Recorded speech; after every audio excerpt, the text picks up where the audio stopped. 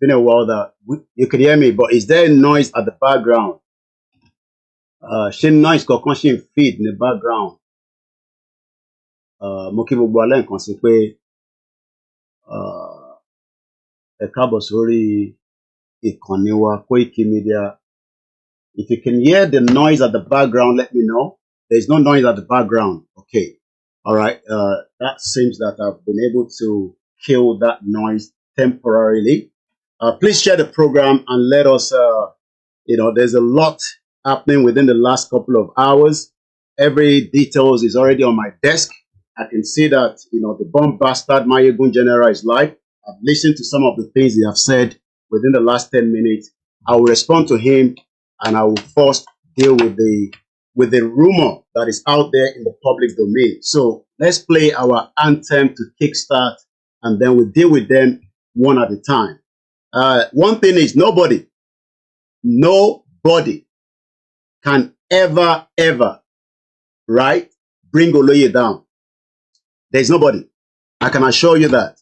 There's no amount of game that they want to play to bring Oloye down. It cannot happen. So I want us to sit back and let us first deal with the Vanguard that pull out this information that did not confirm with me before going into the press. And then we can then deal with the other issues as we have there. So let's play the anthem. Again, if you can hear me, please let me know in the broadcast. It's very, very important because if otherwise, I might just be going on without knowing that you are not with me this broadcast today. We haven't used the software for a while, so that's the reason why we are having some technical issue with it.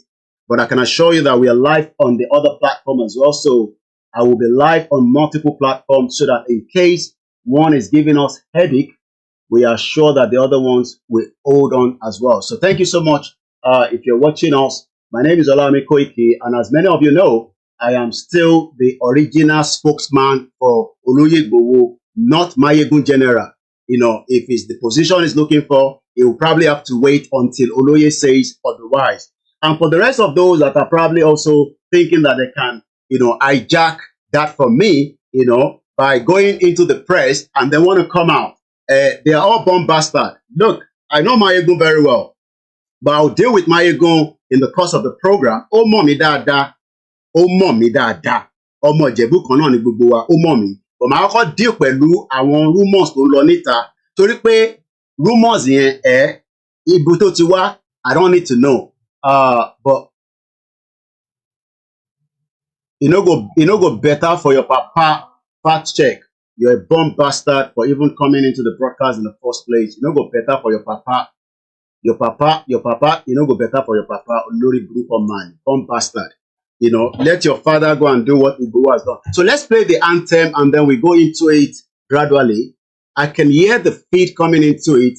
I've killed the feed, but it seems that as long as Ebatine go any other feed apart from my voice, that will be fine in the broadcast. But if you go another feed, you need to let me know so that we can go into it one at a time. It's a very difficult time in Nigeria. I told you the country is going down, but all the bomb bastard, including Mayegun, that called himself Mayegun General, Olori Buruko Omo Yoruba, bomb bastard. He couldn't go home. I told him, let us go home together.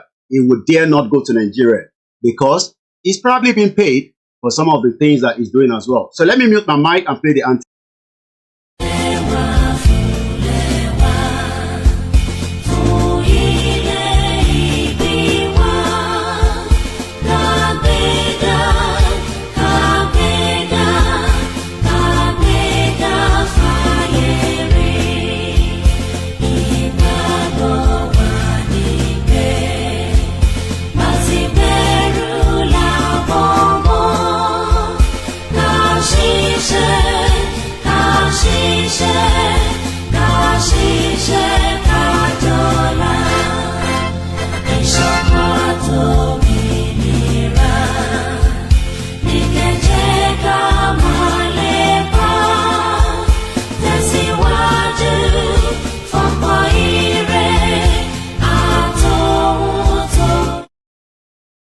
Couldn't go with the sound on the software, but let me first get all the platform in because we don't want to miss any platform. We want everybody to hear as much of how they are trying to bring Oloye down. They think they can bring him down. You can't bring him down.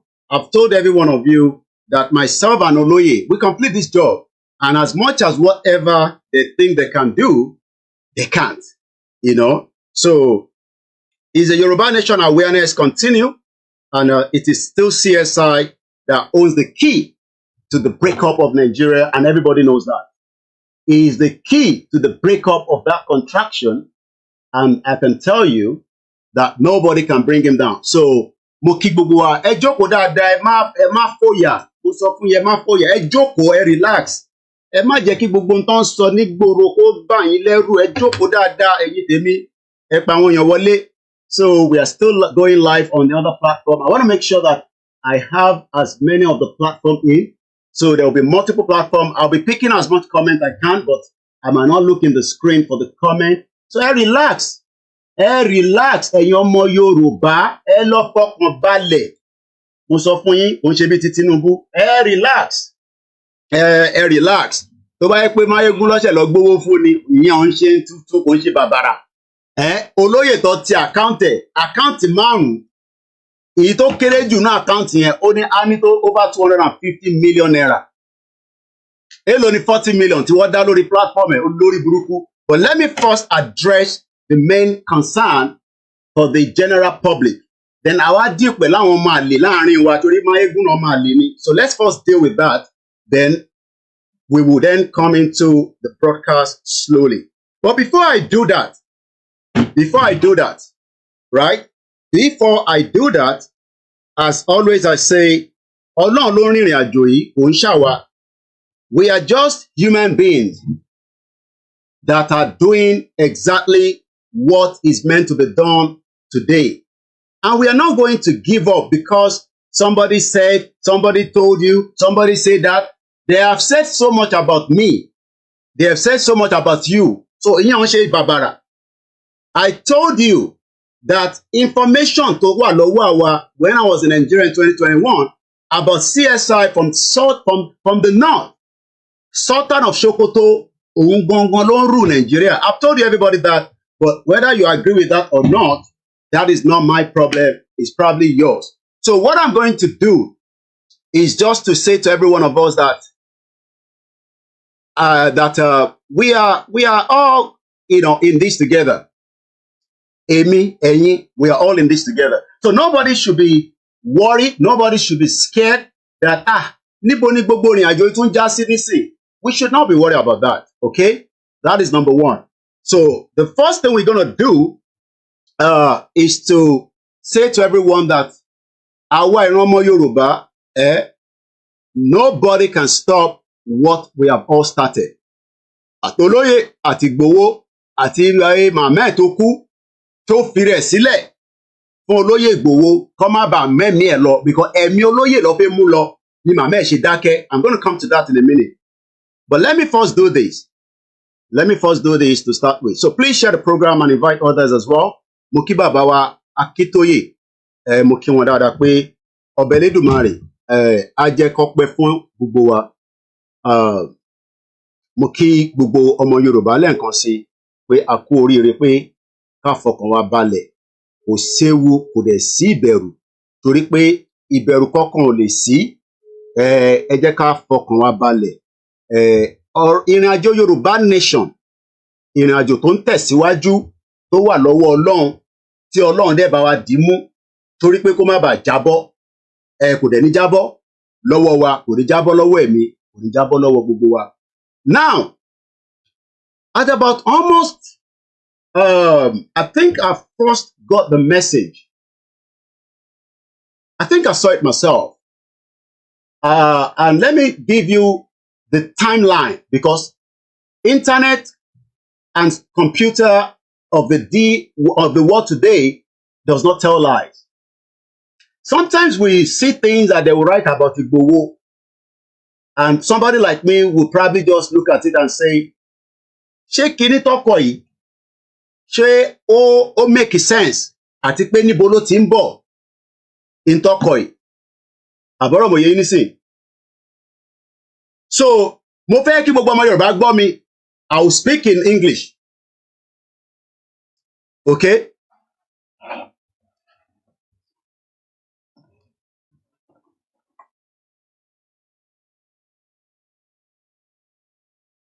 Mo ní àwa ìran aládé, we are very intelligent, but it seems that many people are also out there to make sure that we are destroyed.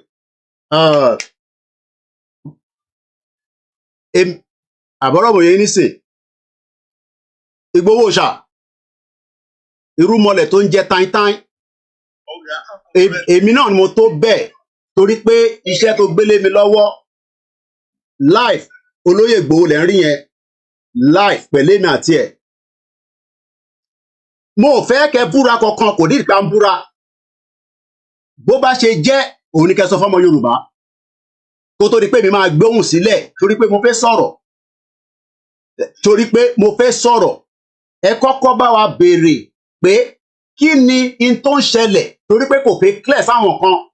Èmi mọ̀ pé ó clear sí mi, àbáwọn kan sọ pé kò clear sí wọn. Mo mọ̀ pé busy gan. Ẹ gbóhùn sókè bàbá mi. Okay now, àkọ́kọ́ náà mi ò mọ àwọn tó plan ní protest pé ebi ń pa àwọn èèyàn ní Nàìjíríà. You understand? Because Yorùbá nation làwọn gbé dání. Yorùbá nation làwọn adé tí ń pariwo ìjọba Tinubu tó débẹ̀ láti pariwo. Tuntun yẹn sì, bàbá rẹ̀ pariwo kiri yìí, àwa ti rí àpẹẹrẹ fún ọmọ àṣẹlẹ̀ ní ìjọba pariwo láyé Buhari nígbà tó yá. Àpèsè kẹ́tí ṣẹlẹ̀ ní Nàìjíríà, ìkọ̀sẹ́lẹ̀ kankan tó dà sí ìgbà yẹn, àwọn tí wọ́n ń wú ẹ̀kọ́ ń tẹ̀lé. But why expect the politics is going to be minimum by plan a protest? So that ẹ ṣe gan ni. All right. Olóyè ní ṣe fẹ́ kóun jáde kóun máa sọ pé òun lòun gbé protest jáde. How do you expect him to create an announcement through his spokesman pé òun lòun organize the protest? Ẹ gbọ́ mi dáadáa. Báwo lẹ ṣe fẹ́ jẹ́ kó lóyè jáde kó wá confirm tí kò tẹ̀ mọ́ tọ́pọ̀ ṣe bẹ̀rẹ̀. So at about 8:20 a.m. this morning, yes, at exactly 8:22, and there's a screenshot that I don't need to give you. When I saw the message, just as usual, I knew that they are already playing a lot of things out there. It is not new to people like us. We know what they can do because one need Olóyè Igboho to bring and calm àwọn Yorùbá tó fẹ́ protest, and they have every right to protest. Mo ti sọ yẹn even before Olóyè is speaking about it. Olóyè dẹ̀ ti sọ pé kò ń ṣe ebi ló ń pa wá.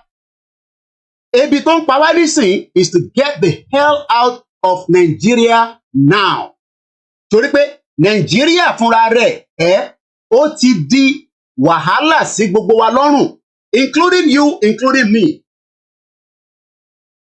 Ó ti di wàhálà sí wa lọ́rùn. And these are the reason why some of us are saying that let us pull out today.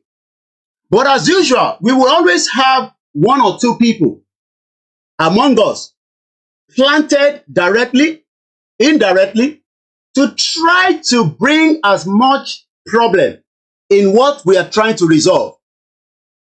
So let me say to the whole world, as usual, that whatever you read from the Vanguard newspaper that pull out that information, they did not tell you where it was referenced to, whether it was the spokesman, whether it was Igboho himself, whether it was Gani Alagbala that could also write on behalf of Igboho, whether it was Shola Bodoku, whether it was Baba Akintoye.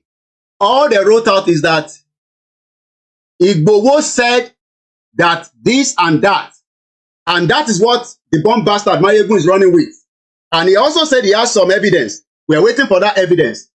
I am waiting for that evidence. I've given him 24 hours to release all the evidence that point that Igboho is a criminal, And Igboho is working for Tinubu, the criminal, bomb bastard, a drug baron.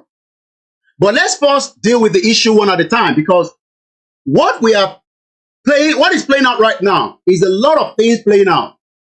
Yesterday, day before yesterday, if you have followed my broadcast, it will just be like, Koiki ṣé oríran ni tó mọ̀ pé nǹkan báyìí máa wáyé. Ṣé o mọ̀ pé irú nǹkan báyìí tó máa wáyé, while you were coming out frequently and saying that if anybody wants to protest and they're telling us that people will burn places, I don't give a toss. So let me first tell you what Igboho said through his spokesman that has already gone in the public domain, and that is, okay, there's no more noise. Thank you so much. And this is the statement that we released on behalf of my boss, Dr. Chief Sunday Igboho, just about some few hours ago, and that is what you should work with.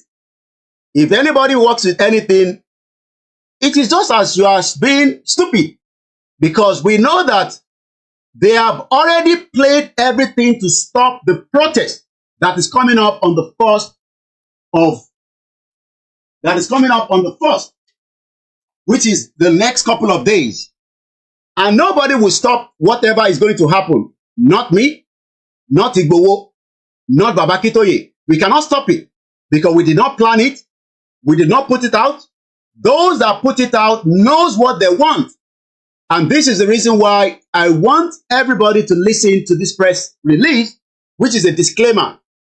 And you've had it directly from CSI himself. We don't need to be doing that, but because he loves us as much as we love him, he is one man that is ready to come out at any time. Whether we told him or we are not telling him, he will come out and he will say it the way it is. So gbogbo ẹ̀yin tẹ́ ń work pẹ̀lú Mayegun olórí burúkú máàlì Koiki ni mò ń jẹ́ ó lè respond sí mi ọmọkùnrin làwọn méjèèjì. I will tell everybody that I know you more than you know yourself based on the period of the time that you approach me. Èmi ló approach before you can say you want to raise 40 million. Igboho has one of his accounts over 200 million plus. Nínú 5 accounts. Tinubu refused to release the account today. Bí ṣe ń bá gbogbo ọmọ Yorùbá sọ̀rọ̀. President Bola Ahmed Tinubu ó ní òun ò ní release account yẹn. Ó ní ṣebí Igboho rí owó ló fi ń ṣe Yorùbá nation. Tí kò bá rí owó fi ṣe Yorùbá nation mọ́, bóyá á succumb. And Igboho dẹ̀ sọ fún pé ọmọ kan Yorùbá lòun. If you want, be like Buhari, keep the account. Tó bá yá, account yẹn tẹ́ bá fẹ́ gbé lọ owó òkúkú mọ́ wá sọ́run. So tí Mayegun bá wá ń jáde tó ń sọ pé òun raise 40 million lórí platform òun. Yes, ó raise platform yẹn because orúkọ olóyè ló fi raise ẹ̀. Bàbá ẹ̀ kò lè raise owó tó tó yẹn. You have been asking for money in the last couple of days. People cannot raise money for you. But ó lè raise it because ó lórúkọ olóyè. And it is me, Olayomi Koiki. And I know I did not record anything because I don't record anything. But Momo, ìjọ tó wá bá mi, I have the date. And I told you that I will make it happen for you to get in touch with Igboho. But we come back to that in a minute. Because Olori Buruko Malini. Now, the disclaimer goes like this. And I want us to listen carefully. The first thing is there's a disclaimer. And this disclaimer is coming from our team called Igboho. And this, and be very careful, those of you that are commenting, because I can pick your comment and it should not ask stupid questions, because at the end of the day, we know where all this is going. We are not here to satisfy the Biafra. Neither are we here to satisfy the Hausa. We are here to satisfy the Yoruba that wants to pull out. We don't know the Igbo before the amalgamation. We don't know the Hausa. And nobody will tell Igboho at the appropriate time or when Igboho will move with the Yoruba Nation Self-Determination Rally or as the time that will make their calling. So nobody's going to tell us that. Igboho and Baba Akintoye and the team that are playing out how we will pull out of Nigeria will decide that. But Igboho will come to Nigeria at any time. Mayegun will never go to Nigeria. I will be in Nigeria very soon. And if you think that Baba Yini Agbara come to Nigeria like Igboho has done. So let's first go straight into this program. Mo kí gbogbo alẹ́ nǹkan sí. Ọmọ àlè Yorùbá ni Mayegun mo mọ̀ dáadáa níwọ̀nba díẹ̀ kó tó di pé a tẹ̀ bẹ̀rẹ̀ Yorùbá nation mo mọ̀ ó mọ̀ mí so ìyẹn ń ṣe new thing but let's first go with the disclaimer. Chief Dr. Sunday Adeyemo Igboho is less concerned about the hunger protest propaganda. Ẹ gbọ́ mi dáadáa, is less concerned. Tó bá wù yín kẹ́ jáde, tó bá wù yín kẹ́ má jáde, ẹ̀yin lè bí ń pa. When we told you 3 years ago, pé ebi kọ́ ni problem wa, ẹ jẹ́ ká pull out. Ẹni ẹ fẹ́ lọ dìbò fún Tinubu. So don't come and put that on Igboho now that ebi ń pa yín, ẹ wá fẹ́ kí Igboho wá lead yín. Ẹ lọ pé MC Olúọmọ, ẹ pé Koko Zaria, ẹ lọ pé àwọn tí Tinubu ń lò láti fi ṣe propaganda. Ẹ má wá gbé sí orí olóyè Igboho àti Koiki Media àti gbogbo àwọn ọmọ Yorùbá àti Yorùbá World Media àti YSDM. YSDM kan ló pè fún Yorùbá protest. So if you are saying that Igboho ebi ń pa wá, no, ebi ń pa yín nítorí pé Fúlàní wà nínú igbó yín tí Igboho dìde fún nípa 3 years ago. And it is still what he's saying that in tó lè stop it, òun ni pé ká kúrò ní Nàìjíríà. So if you are still one of those saying now that Igboho jọ jáde fún protest, ní bá yín jáde, but you have every right nílé ayé tá wà yìí láti jáde and do as you think according to the law. Ìtẹ̀yìn àti law bá dẹ̀jọ face, tèbítà táwa náà jáde, the law wanted to kill us. We were almost killed. Igboho was almost killed. I was almost killed. Lady K was almost killed. We lost Adogan. So back bó ṣe máa rí náà nìyẹn tí Máyégún olórí burúkú máa jáde tó bá yẹ pé wọ́n rí Ìgbòho pa sínú ilé. Àwọn olùṣọ́ ọmọ àlè Yorùbá, àwọn bomb bastard, àwọn bomb bastard, àwọn bomb bastard. Ṣé ìwọ ló máa kọ́kọ́ fẹ́ òyìnbó ní UK? Ṣé ìwọ ló máa kọ́kọ́ fẹ́ òyìnbó ló gbóyìnbó sílé tó fi jẹ́ lójú olórí burúkú ọmọ àlè? Ṣé ìwọ ló kọ́kọ́ máa fẹ́ òyìnbó àbí ìwọ ló máa kọ́kọ́ bá òyìnbó sùn tó bímọ fún ẹ? Má wọlé sí ẹ lára. Ó mọ̀ pé mi ò ń ṣe àwọn obìnrin ni mò ní ta sí, bọ̀ èmi àti ẹ máa fún ẹ tán délẹ̀. Ṣé ìwọ ló máa kọ́kọ́ fẹ́ òyìnbó olórí burúkú ọmọ àlè ní Scotland? Bomb bastard. Mò ń bọ̀ lọ́dọ̀ ẹ jẹ́ kọ́kọ́ deal pẹ̀lú the general one. Once again, I will go with this and I'll try to go with it because I want this to clear out and then we come back to the real program. Ẹ bá wọlé share button. Ẹ sọ fún Máyégún pé Koiki náà ti wà live. Kò ní da fún bàbá ẹ̀. Tí bàbá ẹ̀ ò bá dẹ̀ sí láyé mọ́, kò ní da fún bàbá ẹ̀ níbi tó bá wà. Bàbá ẹ̀ ò lè ṣe tí Ìgbòho ti ṣe. Bàbá ẹ̀ ò lè ṣe tí Koiki Media ti ṣe. Òun fúnra rẹ̀ mọ̀ pé òun ò lè ṣe tí mo ti ṣe torí pé ó confirm ẹ̀ pé mi Ọláyọmí Koiki. Chief Dr. Sunday Adeyemo Igboho is less concerned about the hunger protest propaganda. Activists stand on self-determination of the Yoruba people. Self-determination of the Yoruba people. We are not here to satisfy the Biafra. We are not here to satisfy anybody. We are here to say to the Yoruba people that that is where we stand. If any other person says, Igboho has collected money, it no go better for your papa, you to go collect money. Go and do what Igboho has done so that you can collect money. Bomb bastard all over the place. Kò ní dá fún gbogbo yín. Igbo ló bá sọ bẹ́ẹ̀ ni ẹni ṣoríire. Yorùbá ló bá sọ bẹ́ẹ̀ ni Ògún máa wọlé pa gbogbo yín ni. Haúsá ló bá sọ bẹ́ẹ̀ ni Ògún máa wọlé pa yín ni. Ó kù díẹ̀ ni, but ẹ fẹ́ fi ọ̀rọ̀ sí mi lẹ́nu ni, mo ò dẹ̀ ní sọ. I will say it that ẹ fẹ́ fi ọ̀rọ̀ ẹ fẹ́ tọ̀ ọ́ bá lẹ́nu pé ká lè spill out ìrọ́lẹ̀ lẹ́pa. Ògún yóò lè mú Koiki Media, Ògún yóò lè mú Ìgbòho, kò ní sí ọ̀rọ̀ sọ, èmi náà ní sí ọ̀rọ̀ sọ, ká máa fi parí program yìí. We will remain that it is a non-violent movement láwà nínú ẹ̀. Ẹ fẹ́ kí Koiki jáde so that kó lè react. Olórí burúkú ni ẹ Máyégún, mo ò ní react, but ọmọ àlè Yorùbá nìyẹn, I can confirm that. Torí pé oní proof tó o bá gbé proof yẹn jáde pé olóyè gbọ́wọ́ lọ́wọ́ Tinubu, bàbá ò ní ṣoríire, ìyá ò ní ṣoríire, níbikíbi tó bá wà, you're a bomb bastard.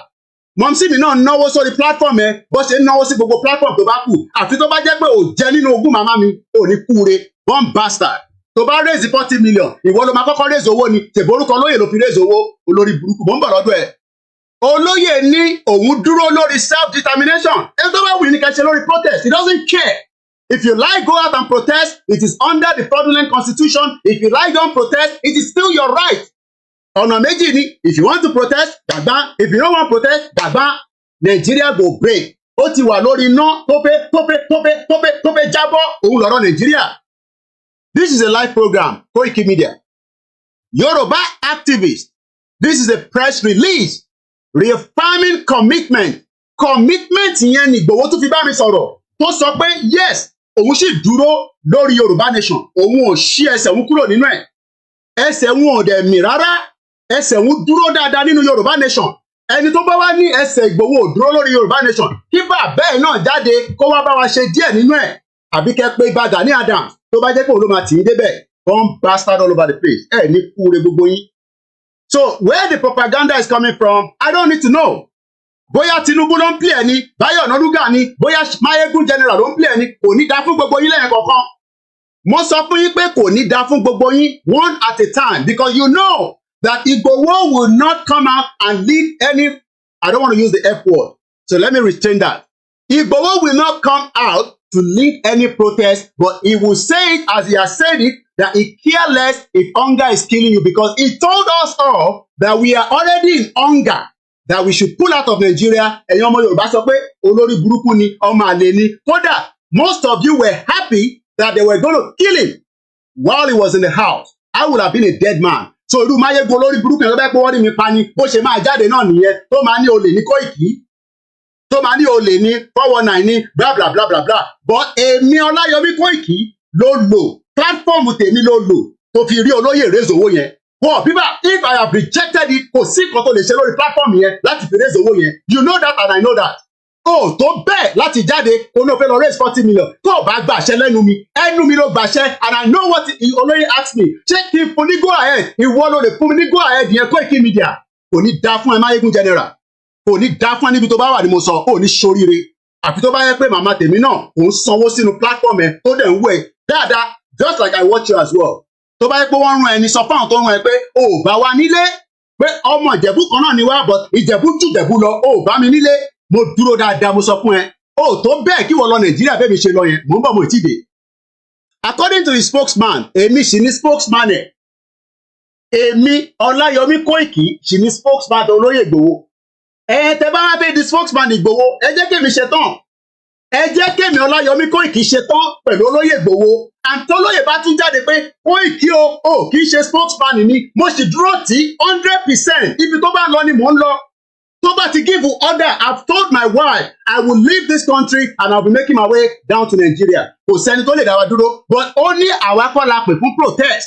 Ṣòwòrẹ́ ló pè fún protest, Peter Obi ló pè fún protest. Àtíkù, why are you adding Igboho's name to protest? Kí ló dé tẹ̀ ń gbé orúkọ Ìgbòho along with the protest? Why? Kí ni Ìgbòho ṣe fún gbogbo yín?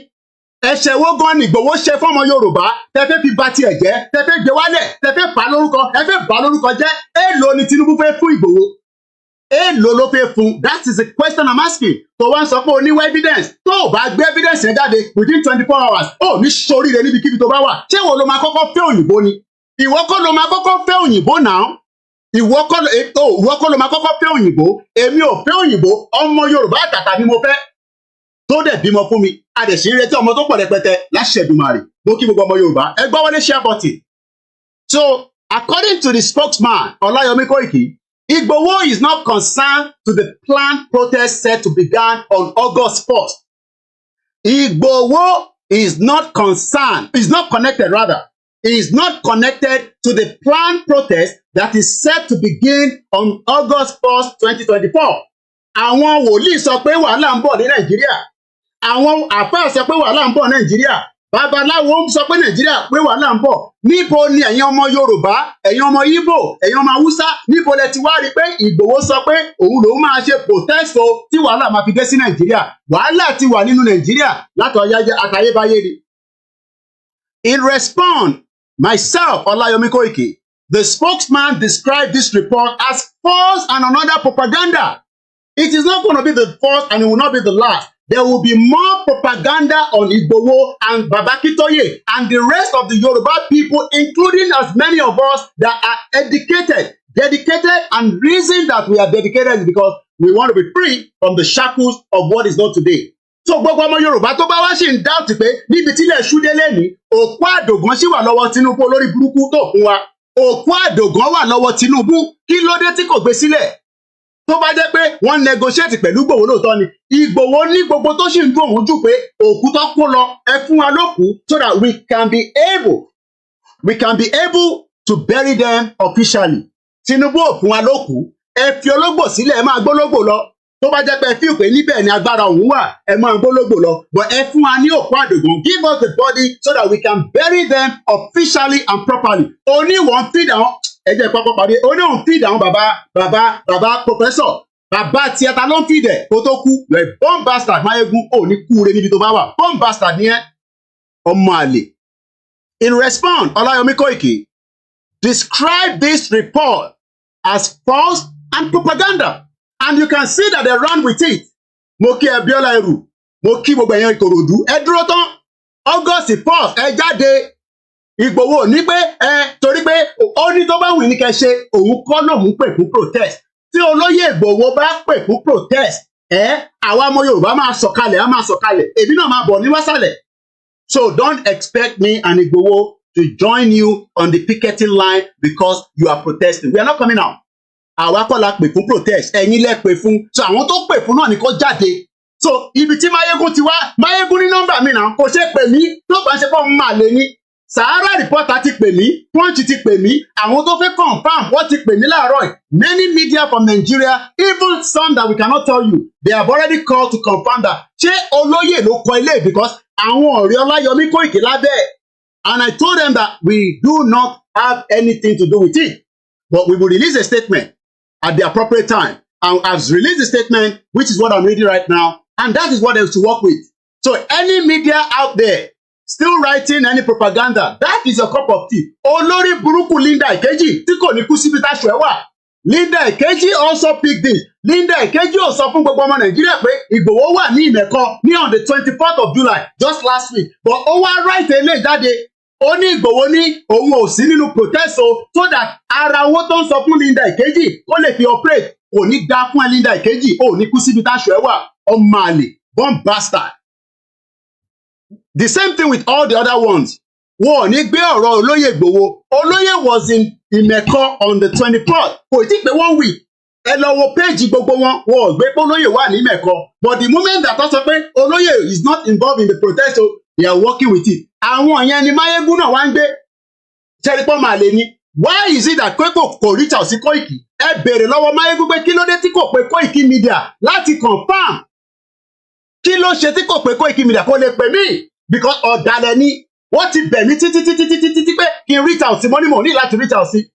Kò bá mi jà mọ́ ò bá jà, ẹ jẹ́ kó máa ṣe tiẹ̀ kí n máa ṣe tèmi. Nítorí pé àwọn nǹkan kan wà tó mọ̀ pé òun ti ṣàṣìṣe. Kí ló dé tí ẹ béèrè lọ́wọ́ ẹ̀ pé kí ló dé tí kò ṣe pé Kóìkì media? Ṣèbí nọ́mbà Máyégún lélẹ̀. I'll give you in a minute. Ó ní nọ́mbà mi náà. Máyégún has my direct number. Kò ṣe pé kò ní nọ́mbà mi, but he will not call because bí àwọn ọ̀dàlẹ̀ ṣe máa ń ṣe nìyẹn. Máyégún number is +760631010. Number nìyẹn. Máyégún general. He has my number, I has his number. So kí ló dé tí kò pé Kóìkì media láti béèrè pé Mr. Kóìkì o, Kóìkì media, kí ló ń ṣẹlẹ̀? Mo máa rí kankan. But nítorí pé ó ti ní Ìgbòho sínú. Ó ti ní Ìgbòho sínú. And it's not new. So bẹ́ẹ̀ bá ní Ìgbòho sínú problem yìí nìyẹn. If you think that Igboho is not doing enough, ìwọ náà lọ sí Nigeria now. Mo sọ pé orí social media kọ́ láti máa gba Yorùbá nation. Yorùbá nation will happen right on the bottom of where it's meant to be, not on social media. And I've told you, Igboho remains the key to the self-determination of the Yoruba people. Nítorí pé àwọn tó yẹ kó ṣe, they refuse to do it, and that is where we are all where we are today. This is intended to discredit Igboho's commitment to Yoruba self-determination and to discourage the public participation in the protest. Because idea tí olórí burúkú Bọ́lá Tinubu, the bomb bastard criminal, drug baron, in tó fẹ́ ṣe ni pé ó fẹ́ fi orúkọ lóyè síwájú. Igboho sí nínú protest o, kò mọ̀ nípa protest o, and that will bring the morale of the people that are going for the protest. That will bring the morale down. Ìyẹn ló ṣe máa bring morale wọn down, because when people hear that Igboho is not in support of Yoruba people that are going to protest, then many people will start worrying. Ó mà ṣe o. Bí Igboho bá tẹ̀ bá wa dá sí, kó má tún sọ̀rọ̀ síta. And that is exactly what they wanted to do. The protest is planned for how many days from now? Èní ni 30, ọ̀la ni 31, ìjọ́ wo ni 1st. So we are talking about less than 72 hours to a massive protest that people have planned those that are planning, people are prepared for it, yet they want to destabilize that protest. And they would want to use Igboho's name because orúkọ Igboho gangan òun ló ń jáwó ní gbogbo ayé nísìn. Kódà mo lè prove ẹ̀ fún yín pé more than 10 people, àwọn kan ti gbàwé wọ̀ tí gbàwé, I don't know, but I can tell you that 10 people around the world, I will not tell you the location, but I know that there's some in UK, I think there's one in France. Wọ́n ti fi orúkọ lóyè láti fi apply pé àwọn fẹ́ gba ìwé ní America, ní UK. Ẹni mo parọ́ mọ́ àwọn yẹn, evidence wà. Wọ́n lo orúkọ lóyè Igboho pé àwọn wà involved nínú pé wọ́n wá àtakò lóyè sínú ilé. I am telling you today, that is the value of Olóyè Igboho. Kódà ìkan bẹ̀ wá títí anibọ̀, you are not part of the Yorùbá nation. Kódà ìkan ti kúrò ní Nàìjíríà before kí gbogbo wàhálà tó bẹ̀rẹ̀. Ó ṣàfẹ́ rú gbogbo ẹ̀ mọ́ and we refuse. But no, it's not possible. Tí bá dẹ̀ parọ́, we will tell you when my book comes out in the near future. We are documenting everything, and in the near future, you will release all that for the public domain. So if Igboho's name is now being dragged into a protest, I am telling you that orúkọ Igboho ti wà nínú gbogbo home office àti ẹ̀yin tẹ́ wà l'America immigration. The name Igboho is already trending in the immigration of France, America, Canada. Ìlú mẹ́rin yẹn, I can tell you that people have used Olóyè Igboho's name towards this movement. So kí lẹ wá ń sọ? Àwa ta ní olóyè gan sẹ̀, àwa gan tẹ̀ tí ìjọ́ tí kan tẹ̀ pè mí tó sọ fún mi pé òun fi orúkọ lóyè, òun fi ń tòwé. Mo ní kí ló mean by that? Kí ló mean kò fi òun forúkọ lóyè fi ń tòwé? How? Báwo? Ó ní kí ni kọ́? Let me just leave it like that. So what I'm trying to explain to us is that what we are dealing with right now is bigger than them. In time, deal lọ́wọ́lọ́wọ́ nísìn, it is far bigger than them, and they are ready to scuttle it, they are ready to destroy it, and they care less. One of them is Mayegun. So tó bá rò pé òun lè fi orúkọ lóyè, òun lè taníṣẹ̀, ẹ sọ fún pé èmi Ọláyọmí Kóìkì sọ fún pé mo fún ní 24 hours and I need evidence. I don't need a side talk. I don't need a get up. I need those evidence in a black and white that Olóyè Igboho was given 1 billion naira by Tinubu to stop Yorùbá nation or to not involve himself in the protest. Olóyè tó pa sínú tó pààyàn sínú ilé ẹ̀. Olóyè tó ní àkáǹtì tó tì pa tí kò rówó gbà. Àbí ó dà pé orí yín ò pé ẹ̀yin tẹ́ ẹ máa ń sọ̀rọ̀ bẹ́ẹ̀ yẹn. And one thing is because it is all part of the propaganda. It is all part of the propaganda. And when they are playing that propaganda, it is because one more dájú, ẹ má bínú bear with me. One more dájú pé Olóyè still remain the only hope tí àwa ọmọ Yorùbá agbọ́kànlé àti Ọlọ́run Elédùmarè tó dá. Wọ́n mọ̀ bẹ́ẹ̀. Wọ́n mọ̀ dájú pé Olóyè Igboho is our hope. So when they come out and say, hey, Olóyè, a ti get it back o, a ti rí àṣírí o, àṣírí kọ̀kọ̀, Máyégún náà ti ní àṣírí. Máyégún náà ti ní àṣírí, bomb bastard. Ó náà ti rí àṣírí. Kò ń ṣẹjọ́ gbogbo yìí. Ṣèbí nǹkan tá a gbé dání lẹ fi ń wanu sí Olóyè Igboho. But Olóyè máa ń wo gbogbo yín pé kí ló ń ṣe yín? Because when he called me, the first thing is ask is, kí ló ń ṣe Máyégún? Kí ló ń ṣe gan-an? Kí ló ń ṣe Máyégún? Ẹ bèrè lọ́wọ́ pé kí ló ń ṣe? Kí ló fẹ́? Ṣé ìyà ń jẹ ni? Ṣèbó ti níwèé? Ṣèbóhùn ti níwèé? Bóhùn gbádùn ní Scotland? Jẹ́ kí Olóyè lè bá wọn tí wọ́n níwèé, tí wọ́n lè wá sí London, tí wọ́n lè lọ sí Scotland. Jẹ́ kí Olóyè bá wọn sọ̀tẹ̀ ọ̀rọ̀ Yorùbá nation. Irọ́ kò fẹ́ yẹn torí pé ara ń ta gbogbo wọn. Ara ń ta gbogbo wọn. And that is exactly what you need to understand. I am not here because I am a spokesperson for Olóyè Igboho. I went to Nigeria to prove that Olóyè was truly involved in this movement. Ìyẹn mo ṣe lọ sí Nigeria. I wanted to confirm that Olóyè lóòótọ́ ṣe ń dagbé dání ṣé lóòótọ́ ni àbí ẹ kàn ń parọ́ fún gbogbo wa. And I was going to be killed. So tó bá yẹ pé wọ́n ti pè mí náà bó lórí burúkú Máyégún bó ṣe máa jáde náà nìyẹn tó máa sọ̀rọ̀ oríṣiríṣi. Tó bá yẹ kó ti pa mí ní 1st of July bó ṣe máa jáde náà nìyẹn torí pé ó fẹ́ satisfy àwọn wo ló fẹ́ satisfy. Ẹ bèrè lọ́wọ́ Máyégún pé àwọn wo ló fẹ́ satisfy tó fi ń jáde pé òun ní àwọn evidence òun láwọn evidence ìwọ ló máa kọ́kọ́ gbówó fólóyè ni ìwọ kọ́ ló máa kọ́kọ́ fólóyè lówó náà ìyẹn ṣe big deal bá raise 100 million ìyẹn ṣe big deal and we are not going to give you the money back owó tó bá raise ṣé owó tó raise yẹn ná nínú ẹ̀ jáde kó fi ògùn búra pé owó tó kó fún ẹ ò ná nínú ẹ personally for your own personal use. Torí èmi sọ pé owó tẹ̀ ń pè mí èmi lò nínú ẹ̀. Ibi tí ọba ti ń ṣe nìyẹn ti ń jẹ ẹni kí Máyégún jáde kó wá fi ògùn búra pé gbogbo owó tó rèézì fún kò ná nínú ẹ̀ rárá. Ẹ sọ fún pé kó jáde kó fi ògùn búra pé òun ò ná nínú owó tí wọ́n fún un láti lò fún personal use. Tó jáde tó sọ pé òun rèézì 40 million fún olóyè Ìgbòho and then so bloody what? Tó bá rèézì 40 million fún olóyè nǹkan kò ní dá fún ẹ pẹ̀lú 40 million yẹn.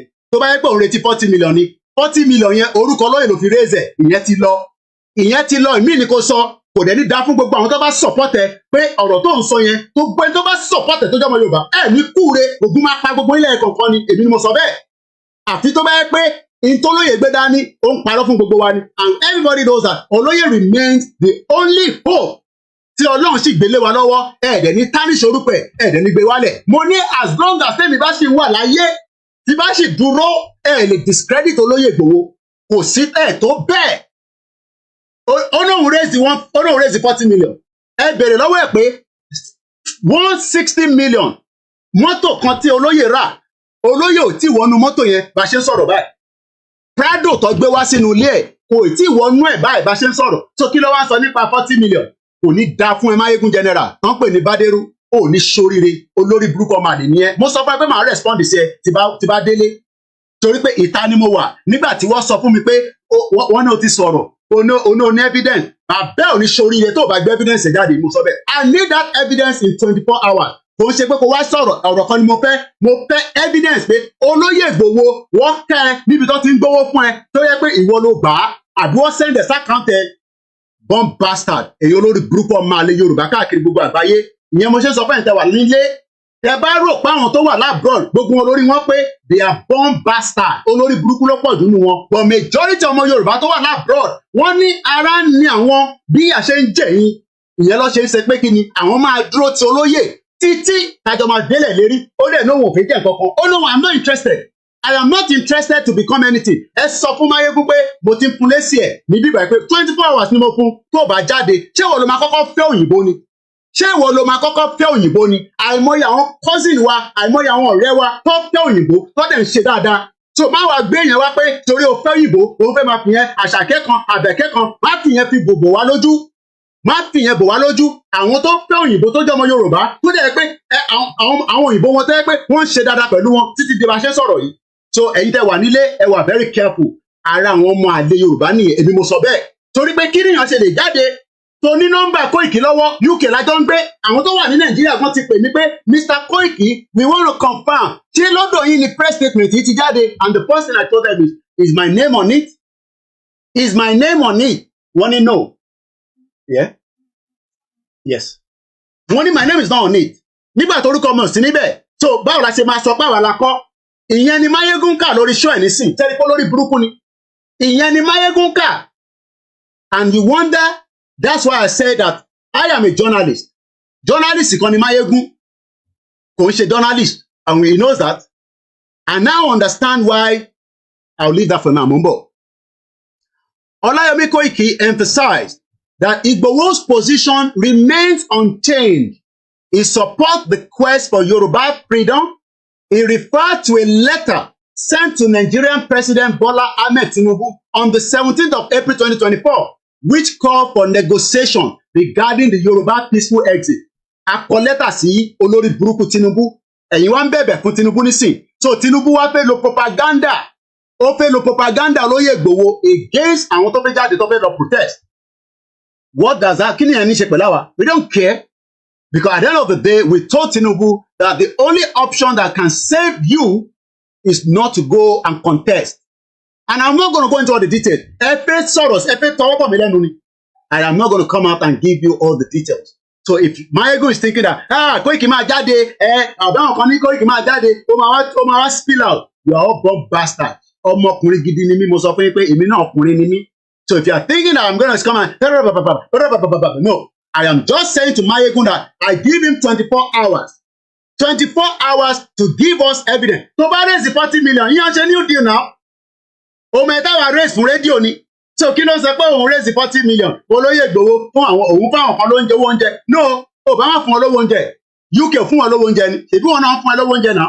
so kí ló wá mi pé kíní kan ọmọ gbé yẹn kúrò ní gbé yẹn sẹ́gbẹ́ kan bomb bastard ni ẹ èmi mi lọ sí Scotland mo wá bẹ ní Scotland náà èmi wa kódà ìjọ tí mo lọ sí Scotland nígbà tí mo lọ bá ṣe program ibẹ̀ ni mo ti sọ fóònù mi kan sọnù náà tinú ilé ẹ bọ̀ fóònù mi kan sọnù mo ní kó bá wo abẹ́ mọ́tò ẹ̀ títí dọ̀la àrí fóònù yẹn bomb bastard. So Igboho remain unchanged. He has support the quest for Yoruba freedom. We wrote a letter to Tinubu with the hope that Tinubu will give us a listening ears. That is our expectation. We hope that Tinubu will give us one kind of a listening ears. That he will just say, okay, you want to go, no problem. But this is not going to happen very soon. What is going to happen is that we will take it stage by stage. We will take it small by small. It will take some 2 years. Southport. I think there are about 3 girls now. Very terrible situation. And that's exactly what is happening in Nigeria. They keep killing us every day. Killing. And Oloye Igboho, they can stop it. What them of it? So, we are Iba Gani Adams Igboho fún Mayegun. We kolo attack Oloye Igboho. Pẹ̀lú àwọn evidence tẹ́tẹ́ ń kọ́bọ̀ tó náà wọlé lọ́wọ́ ẹni kó jáde kó fún evidence bomb bastard.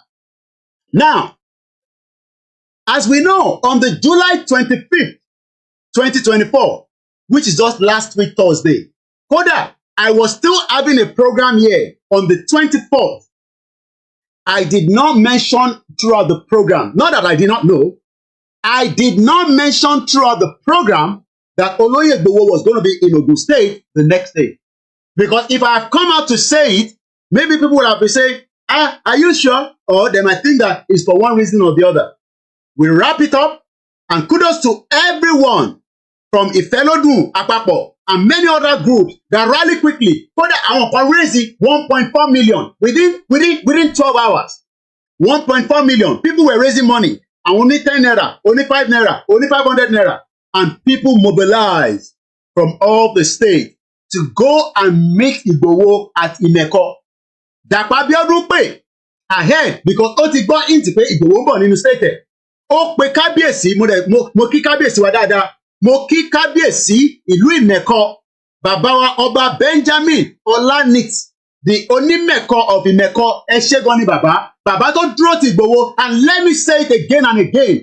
Bola Tinubu has no hand in the release of Igboho in Benin Republic. Igboho's mother sacrificed herself for Igboho to be released. Ní ṣoríire gbogbo yín. Ní kúre.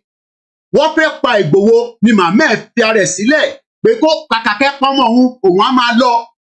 So if anybody is telling you that Tinubu release Igboho, you are all bomb bastard látòkè délẹ̀. Ní ṣoríire. Bomb bastard ní gbogbo yín. Èèyàn màmá ẹ̀ kú látara pé ó fẹ́ Yorùbá nation. Màmá rẹ̀ kú màmá Máyégún kú lórí program tó ń ṣe. Ẹ bèrè lọ́wọ́ Máyégún pé ṣé màmá ẹ̀ kú lórí program tó ń ṣe.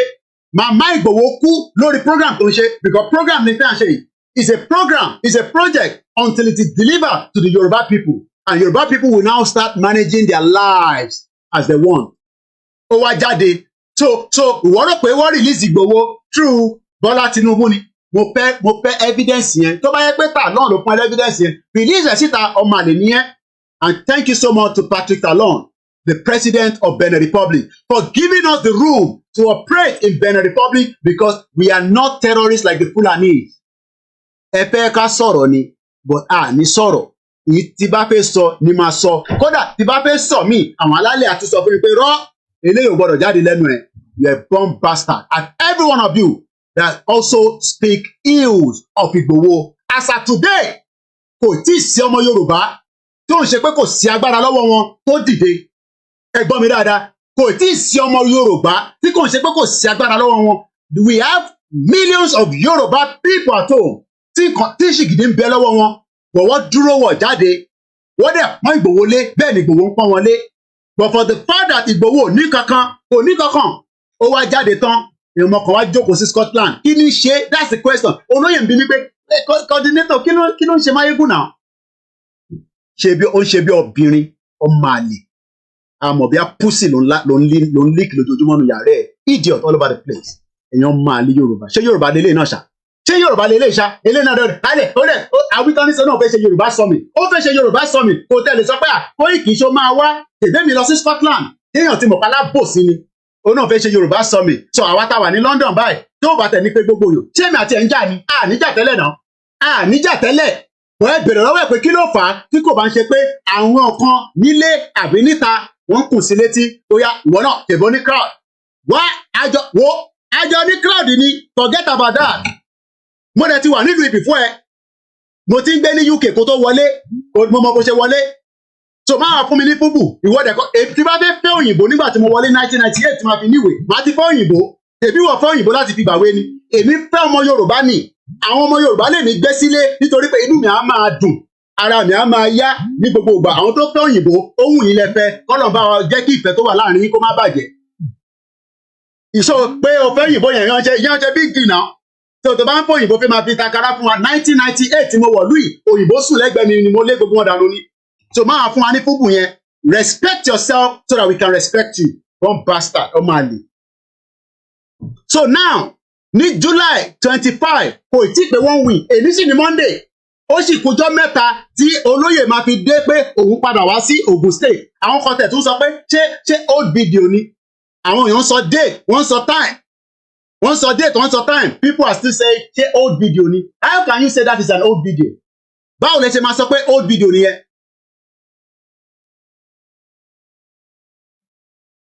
ṣé báwo lẹ ṣe máa sọ pé old video because wọ́n expect pé olóyè lè wọlé wọ́n mọ̀ pé olóyè ní right láti wọ Nàìjíríà àwọn balẹ̀ Yorùbá tí mo tún máa dárúkọ gbogbo wọn nísìn wọ́n ní gbogbo ìgbà tó lóyè bá fẹ́ wọlé ó ní every right à ń ṣe àpọ́nlé ní wàláhì láṣẹ Èdùmàrè lórúkọ Jésù Kristi à ń ṣe àpọ́nlé ní bó bá wọn olóyè tó bá fẹ́ gbé ní Ìbàdàn á máa gbé ní Ìbàdàn ẹni máa kú ẹni máa yè ní àfẹ́ jẹ́ kó dé stage yẹn ni ṣe má rò pé bóyá olóyè jókòó sí Benin àbí ó lọ jókòó sí Germany no àwọn balẹ̀ Yorùbá ní àwọn ti fún láyè kó máa padà bọ̀ àwọn balẹ̀ Yorùbá say we have given olóyè Igboho every reason to return back home kò ń ṣe criminal náà olóyè ò kì í ṣe criminal kò dẹ̀ pààyàn kò fàdíyà so kí ló dé tó yẹn so kí ni àwọn kan bastard bí Máyégún máa sọ pé òun ní àṣírí Igboho kò ní dá fún tẹlómi tó bá tún jáde kò ní dá fún gbogbo ilé àtòkèdélẹ̀ àṣírí tẹ níyẹn mo fẹ́ kẹ́ gbé jáde àṣírí yẹn ni mo fẹ́ kẹ́ gbé jáde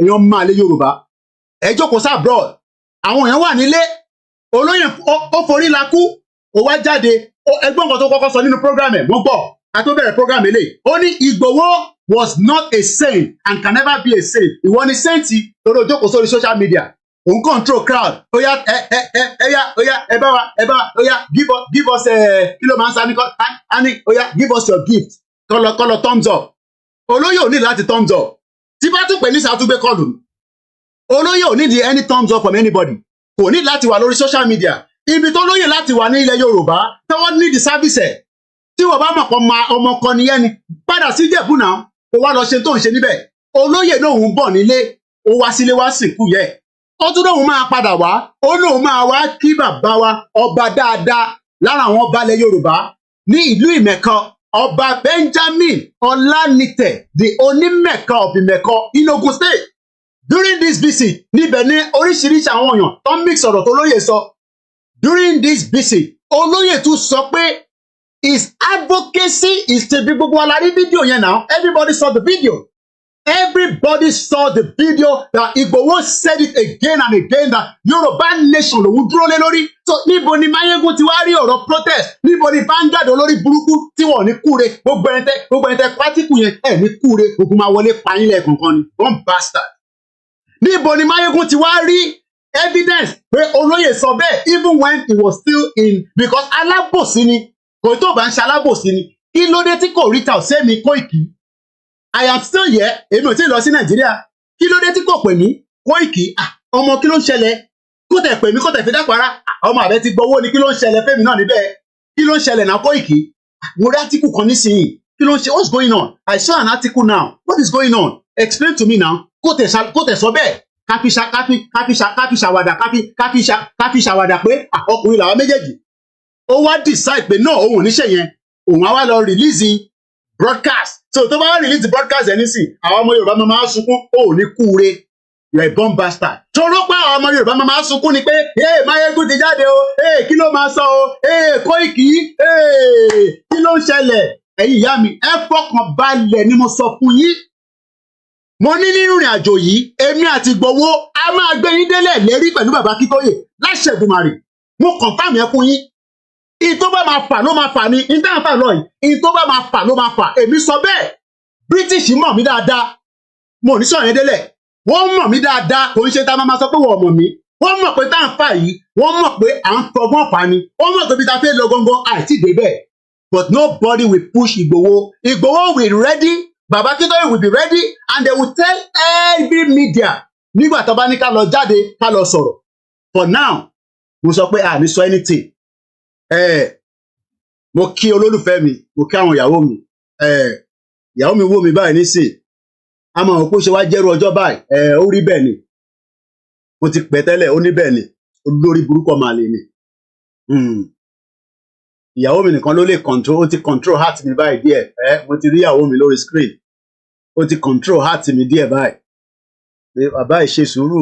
Máa kọ́rọ̀ Máyégún kó fún ẹ lẹ́dìkì bí a ti sọ fún ẹ tẹ́lẹ̀ náà. Ìyàwó mi nífẹ̀ẹ́ kò lè má wọ program ẹ̀. Wàláì tàláì símọ́ bí láì làzílà hùwà. Tí bá fẹ́ wò ní sí ìyàwó mi báyìí lórí screen ẹ̀ báyìí bẹ̀ tí bá gbé sí báyìí. But ọmọ àlè ò ní má ṣe bí ọmọ àlè. Èmi àti oníjà tẹ́lẹ̀. But ó ní tarnish orúkọ Ìgbòho kí n má. Mo ní mo fún ẹ ní 24 hours. Ó fi release gbogbo evidence fún ọmọ Yorùbá. Ẹgbẹ́ síta sí public domain. Àwọn ò ní kan tá à ń hide. Kí ni mo fẹ́ máa hide? Ní kankan tá à ń hide. Wọ́n ní ìyàwó Mr. Koiki, let's free our mind today o. Ẹ jẹ́ ká ṣe sùúrù. Mo máa ṣí phone line fún yẹn, yín náà máa sọ tí ẹ jẹ́ kí n gbé délẹ̀ náà. So ní last week, ẹ má bínú pé I'm trying to speak Yoruba and English, but I will still read this straight away without any interruption again. Mo kàn fẹ́ kẹ́ get the grasp of it. So Igboho was planning to go through Imeko, and he flew back from Germany.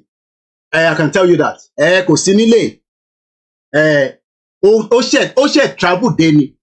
Èmi àti ìyàwó ẹ̀ àtàwọn ọmọ ẹ̀ Ọlọ́run bless èmi náà pẹ̀lú ẹ̀ ni àtàwọn méjì mẹ́la kan tó bá fẹ́ gbéra mo mọ ibi tó fẹ́ lè lọ but a ní láti máa jáde. Ìgbòho ti yàgbẹ́ síbẹ̀ yẹn o. But when he was going to Imeko, we decided to not come to the public.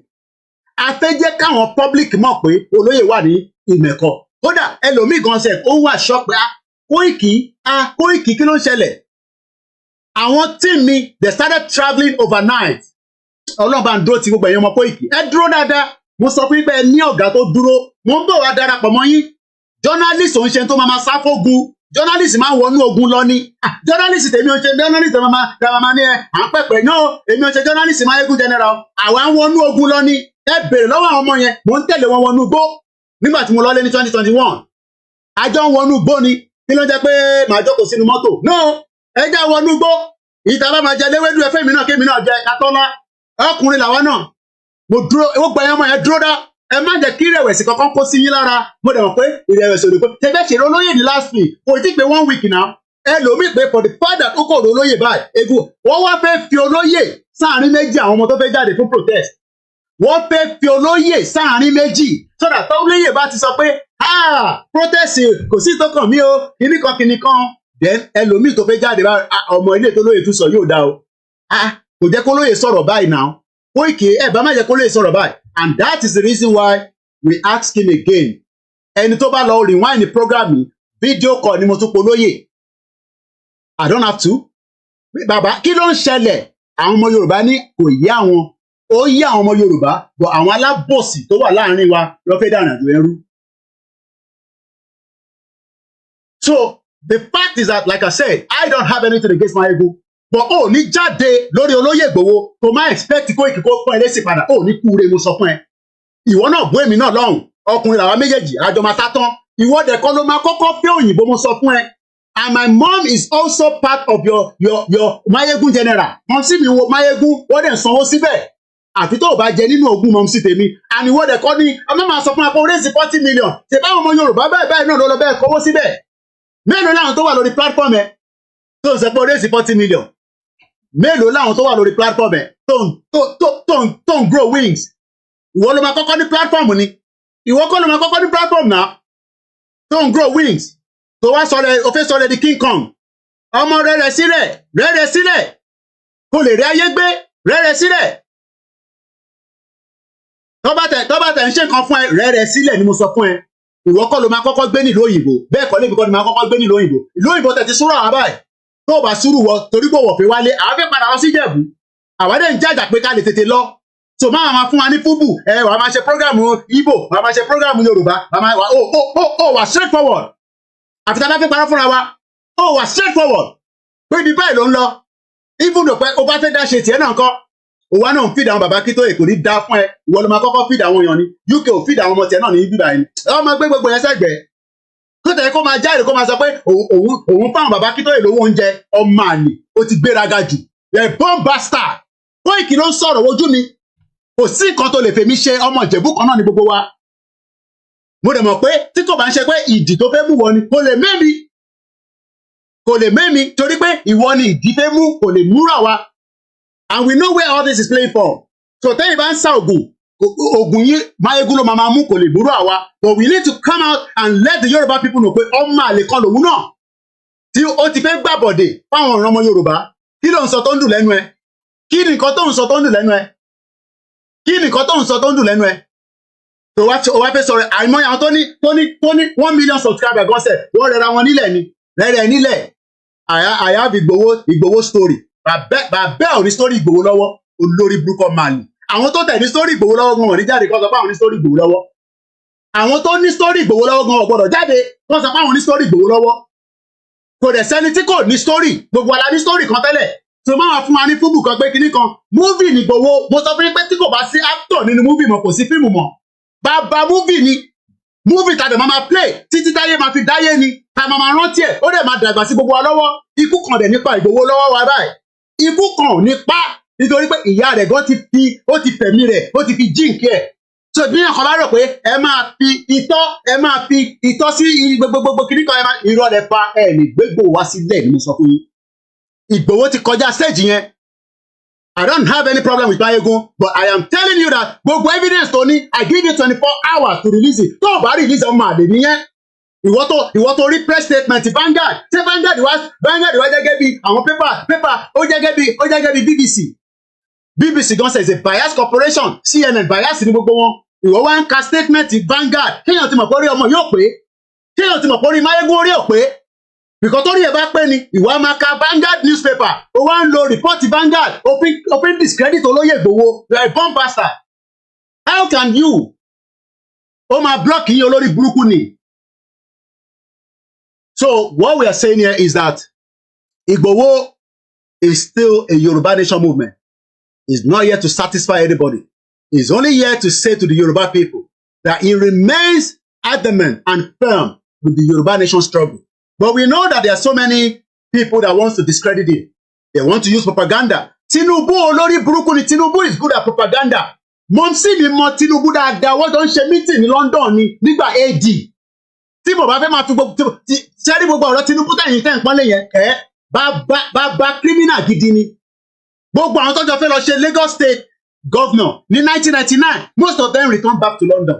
Ẹ wọ́n sọ pé Tinubu has always been lọ dárin wọn rú go there gbogbo ẹgbẹ́ pátápátá lọ́nà fọ́ but Ọlọ́run Elédùmarè abáwa dúró ti olóyè Ìgbòho àti bàbá Akíntóyè and no high blood pressure will kill any one of them because ẹ rò pé bí àtẹ̀bá ẹ tẹ́ jẹ́ kí àwọn ọba jàre ká tó máa tẹ̀síwájú tó mo lọ bẹ́ẹ̀ lẹ́ẹ̀kan sí mo kí gbogbo àwọn kábíyèsí orí adé tán ní olóyè máa bọ̀ wá sí yẹ ẹ anytime you want to come home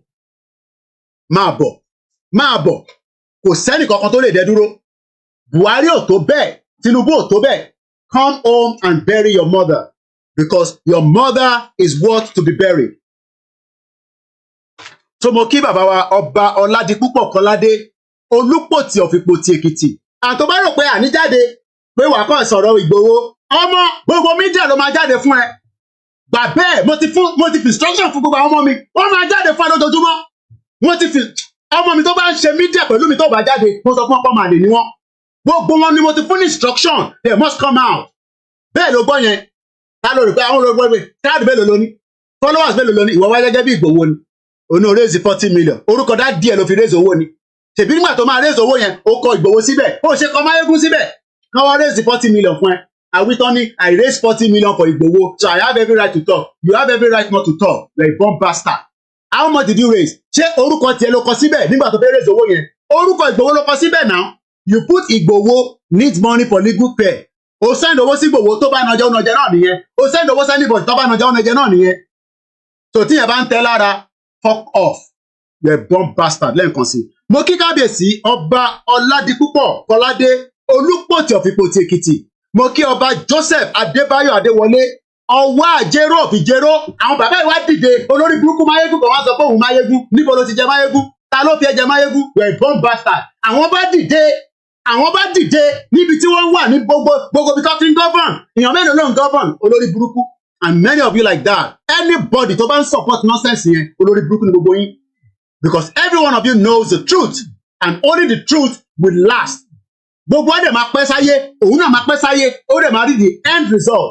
Ó náà fẹ́ ṣe Yorùbá summit ó fẹ́ ṣe Yorùbá summit ní London dẹ́ẹ̀ bá ti gbọ́ ó náà fẹ́ ṣe Yorùbá summit irú àwa ò wà ní interested now torí pé alábòsí ni ṣèbí ó sanwó fún mi tí mo fi wá ẹbí night bus èmi fi wá bẹ́ẹ̀ ṣe program ẹ ní Scotland ṣèbí night bus èmi wọ̀ idiot all over the place. Mo kí bàbá mi Ọba Johnson Fọlọ́runṣọ́ Adéríyè kí àwọn kan máa pè ní sí mo bẹ̀ wá torí Olódùmarè ẹ má ti pè wá ní sí let's not call now and disturb. Mo mọ̀ pé ara gbogbo yín hot ẹ fọkàn yín balẹ̀ gbogbo yín náà lè máa dá sí gbogbo yín pátápátá lè máa dá sọ̀rọ̀ tó wà nílẹ̀. Wọ́n sọ fún pé ní mídíà tó dáńtọ́ èmi ò ń ṣe Máyégún blogger lòun journalist lèmi journalist ẹ gbọ́dọ̀ Sahara Reporter was the first media that called me náà Ṣòwòrẹ́ o Ṣòwòrẹ́ ti gbé fáwọn tíìmẹ̀ and Mr. Koiki àárín kankan báyìí then Punch newspaper gbogbo wọn bẹ̀rẹ̀ sí pé kí lélẹ̀ táwọn rí kódà mo sọ fún Sahara pé èwo lélẹ̀ ìtẹ́tùkọ̀ yìí wọ́n ní àwọn tó jáde tó ń sọ pé olóyè àwọn ti bìlì mo ní no problem the bill ti pè mí tẹ́lẹ̀ and we gave them all the press release. So mo kí ọba Johnson Fọlọ́runṣọ́ Adéríyè the Aláyégún of Ayégún Èkìtì àwọn bàbá yẹn wá gbéra láti ìlú Èkìtì Máyégún kan wá jókòó sí Scotland ó náà Máyégún kọ́ Máyégún ní. Mo kí gbogbo ẹ̀yin ọmọ Yorùbá ẹ fọkàn balẹ̀. Ọba Moses Akínwándé Ògúnlànà Oníkòyí of Ìkòyí Èkìtì. Imagine 1, 2, 3, 4, 5 royal fathers presented themselves to Igboho on the day he was doing the ceremony of his late mother. Do you understand what that means? Àwọn orí adé gbéra kódà bàbá mi bàbá dáadáa bàbá lálùbáríkà the Ọọ̀ni of Ifẹ̀ ó pe Ìgbòho ó náà fẹ́ gbóhùn Ìgbòho àríbí bá Gani Adams bó ṣe ń gbọ̀n dín káre ọ̀balẹ̀ lórí ṣíà ìwọ wá jókòó sí Scotland ṣé kábíyèsí mú ẹni ta ló mú ẹ kábíyèsí pé olóyè Ìgbòho and I don't have to mo sọ pé ó fẹ́ ọ̀rọ̀ sí wa lẹ́nu ni and I don't have to go into all the details all the nitty-gritty kò necessary because gbogbo tó ń lọ l'Amẹ́ríkà ó wà classified. Mo kí gbogbo lélẹ̀ nǹkan sí gbogbo yín náà lè máa dá sí ẹ fún mi ní time díẹ̀ sí. Mo kí bàbá mi bàbá tó gba gbogbo alálejò nílùú Ìgbòho ibẹ̀ lọ sí àwọn ọba ilẹ̀ Yorùbá bíi 5 kan sí àwọn ọba ilẹ̀ Yorùbá tó ń pè ní Aláàfin ìlú Ìgbòho lọ sí wọ́n sí and we are happy that when everybody travel to Ìgbòho ààrẹ accident ẹrù pójú lásán ni wọ́n ti bẹ àwọn onílẹ̀ ní pé àwọn tó ń bọ̀ nílùú wa yìí ká má rí ogun gbàmígbàmí ká má rí ogun gbẹ̀gbẹ̀gbẹ̀ wọ́n ti ṣe gbogbo ètùtù tó yẹ kán ṣe wọ́n ti bẹ the gods of the Yoruba land and nobody can come out and say that wọ́n jíyàn kan gbé àbí yàn kan ní accident throughout that period kódà àwọn tí mọ́tò wọn ṣe pákálá báyìí kódà wọ́n survive ẹ̀ kò sẹ́ni kankan tó farapa and we continue to give thanks to the gods of the Yoruba land. Mo ní ẹ fọkàn balẹ̀ Koiki lu mí èmi ò ń ṣe Máyégún Koiki rẹ̀ ń gbọ́ lọ́wọ́lọ́wọ́ Yorùbá nation ṣì dúró tó bá wọn anybody kó jáde fún protest and I'll continue with that in a minute. Mo lọ bẹ́ẹ̀ mo kí bàbá mi lẹ́ẹ̀kan sí ọba ọ̀nà oníbodè Abdulrasheed Adétóyọ̀sí Aníkúlápó the ọ̀nà oníbodè of Ìgbòho land. Mo lọ kí bàbá mi bàbá tó bá wọ London tó máa pe Koiki pé mo ò ní kó wá bá mi bọ̀ wọn kàn ní kí n sọ fún ẹ pé mo ti land sí Heathrow airport. Bàbá mi the Olú Ọba Francis Alao Akínbọ́lá the Olúgbọ́n of Orílẹ̀-Ègbọ́n bàbá yẹn ò lè wọ UK kó má bá mi sọ̀rọ̀.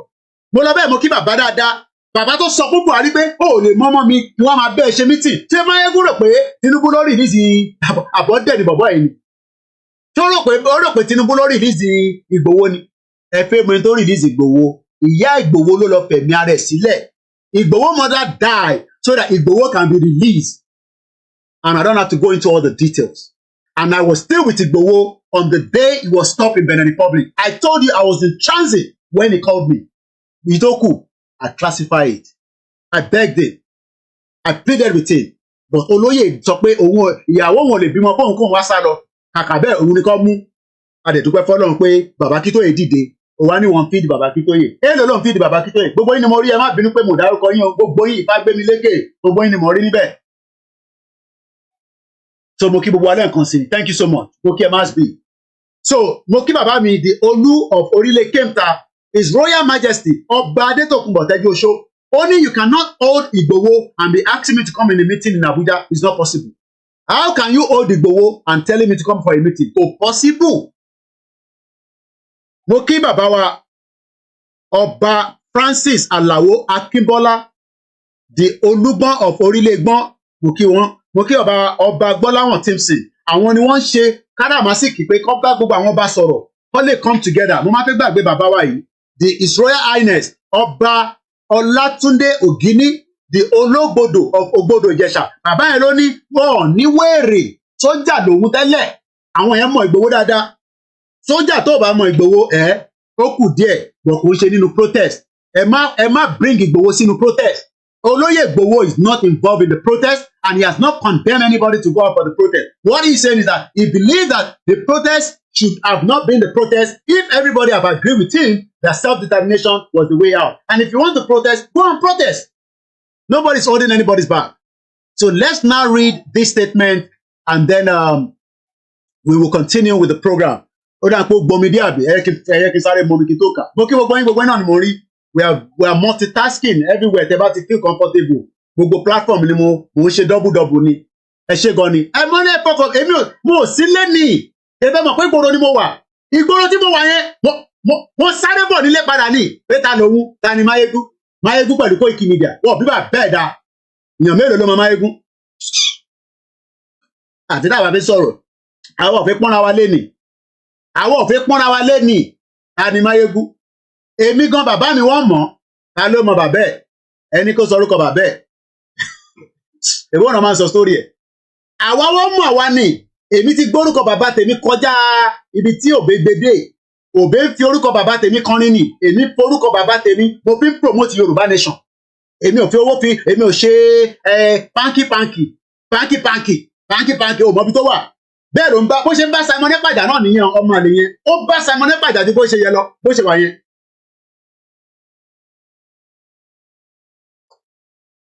Ìyẹn ni kò ṣe endorse Biafra kan lọ títí. Àwọn Biafra tó endorse àwọn Biafra lórí burúkú that sold Nnamdi Kanu àwọn yẹn ló endorse tẹ́ ẹ̀ bá mọ̀ mo sọ fún yín lẹ́nu àwọn Biafra tí Máyégún endorse àwọn DOS ló endorse kò endorse Simon Ekpa and I want any Biafra watching me to confirm whether I'm lying that Máyégún has never endorsed Simon Ekpa as the leader of the Biafra as of today. Any Biafra that is listening to me, I want you to confirm that with me right now. Àfi tó bá yẹ pé mo parọ́ mọ́ kò endorse Biafra because of Simon Ekpa. He refused to. And he can never do what Simon Ekpa has done so far. Kò tó bẹ́ẹ̀ láti ṣe tí Simon Ekpa ti ṣe. So ẹ jẹ́ ká ka statement yẹn lẹ́ǹkan sí for the benefit of all our audience and then again we're not in a rush but ọmọ mi ní lesson láìpẹ́ yìí. So but we still need about 2 hours to play with. So I will open the phone line. Mo kí brother mi Fádàrẹ ẹ ṣé gan ni. Àwọn ọmọ Yorùbá tàtà. Àwọn ọmọ Yorùbá tàtà. Ẹ fẹ́ condemn Ìgbòho. Ta lẹ́yìn tẹ́ fẹ́ condemn Ìgbòho. Ìrọ̀rùn pé jókòó sórí social. Tí bá ní kí Ìgbòho kó máa bọ̀ ní London nísìn, kájọ jókòó sí bíbá, gbogbo social media máa dàrú ni. And it's coming in October 10. Tẹ́ ẹ̀ báyìí ti gbọ́. October 10, Ìgbòho ń bọ̀ London. A dẹ̀ máa ṣe rally. Bẹ́ẹ̀ ni mo lẹ gbọ́ lẹ́nu mi yẹn. October 10, ẹ lọ máa múra sílẹ̀ gbogbo ìtẹ́wà ní UK àti ní gbogbo borderline. October 10, Ìgbòho máa ti wà ní London. Ibi ìwà ló ti máa celebrate birthday lágbára Ọlọ́run. Only 150 ticket péré ni fáwọn tó máa bá jẹ dinner. ẹni tó bá fẹ́ gba jẹ dínà ẹ máa ra tíkẹ́ẹ̀tì ní £100 ó pọ̀ tó jù bẹ́ẹ̀ lọ it's only 150 tẹ́ bá fẹ́ tètè yá kùn sí mi nísìn nítorí pé kí ni you okay let them play outside now just open the door let them it's even oru nǹkan fẹ́ ṣèyàn léṣe mi gan mò ń rọ́jú níbi ìwà ẹ má ti pèsè ẹjọ́ mo bẹ̀ yín ni ẹ má ti pè rárá ẹ má ti pè mo bẹ̀ gbogbo wa ni mo bẹ̀ yín ẹ má ti pè ẹ sì ṣe sùúrù díẹ̀ ṣẹgbọ́ nígbà tí mo pe Ìgbòho lẹ́ǹkan ó ní I am inside the bathroom very very honest man ìyẹn kan wá jáde ẹ wá ń sọ pé kìnnì kan mo kí bọ́dà mi Gani Alágbàlá mo kí gbogbo ìta Amẹ́ríkà ẹ fọkàn balẹ̀ ẹ má jẹ́ kí kankan confuse lórí social media lọ́sàn-án ẹnájì burúkú ló fẹ́ máa jáde rọ́ ni ẹnájì tí wàá da èmi ọjọ́ dáadáa ni fún mi ó fẹ́ ba Yọ̀mí jẹ́ lẹ́ni ni ìrọ́lẹ̀ ló pa mo kí ìyàwó mi lẹ́ǹkan sí Ọlọ́run bá ń dúró tiẹ̀ òun lolóyè send message yẹn nígbà tí mo pè nígbà tá a pè yẹn tá a fi gẹ́tẹ̀ òun náà wà nínú bathroom ni lẹ́sẹ̀kẹsẹ̀ dẹ̀ ló pè mí padà lẹ́sẹ̀kẹsẹ̀ ló pè mí padà lẹ́sẹ̀kẹsẹ̀ mo ní pé kó má pè mí I am not competing with the wife neither am I competing with the children but mo yàtọ̀ sí.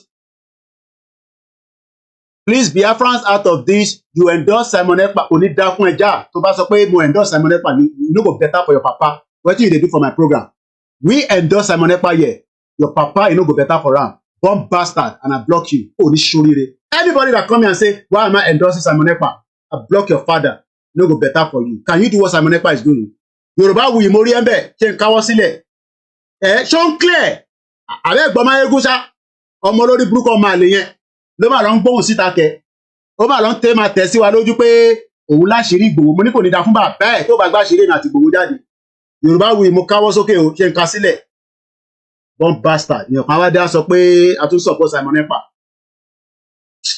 October 10 150 ticket ní £100 but ní rally ọ̀fẹ́ ní rally ẹ pàdé Ìgbòho ní rally kò ṣe dandan ó rẹ̀ lè mọ́ rẹ̀ wá pẹ̀lú 1 ticket ẹ̀rọ ẹ̀wà kọ́rẹ́ 150 ní ticket ẹ̀rẹ́ ti ń lọ very fast so ẹni tó bá fẹ́ ra ticket ẹ kàn sí àwa media Mayegun ṣó ń gbọ́ Ìgbòho ń bọ̀ ìtẹ̀ bá fẹ́ ṣe ní kẹ́ tètè máa prepare ó ń bọ̀ ó máa wọlé ó máa gbórí wọlé ṣèbẹ́ rí nígbà tí mo lọ bá ní Stansted ẹni kò lè wọ London kò ní dá fún gbogbo yín Ìgbòho tó ti ń travel kí bá bẹ́ẹ̀ tó máa travel idiot all over the place àfi tó bá yẹ pé mọ̀mísí tèmi náà kò ń ṣe lára fáǹsẹ̀ tó wá ń jáde nísìn ṣé mọ̀mísí tèmi náà dá lára 40 million tó gbóhùn sókè nísìn mo rí ẹ̀ńbẹ̀ ìmọ́lẹ̀ Yorùbá mo kí gbogbo àwọn ọyọ tèmi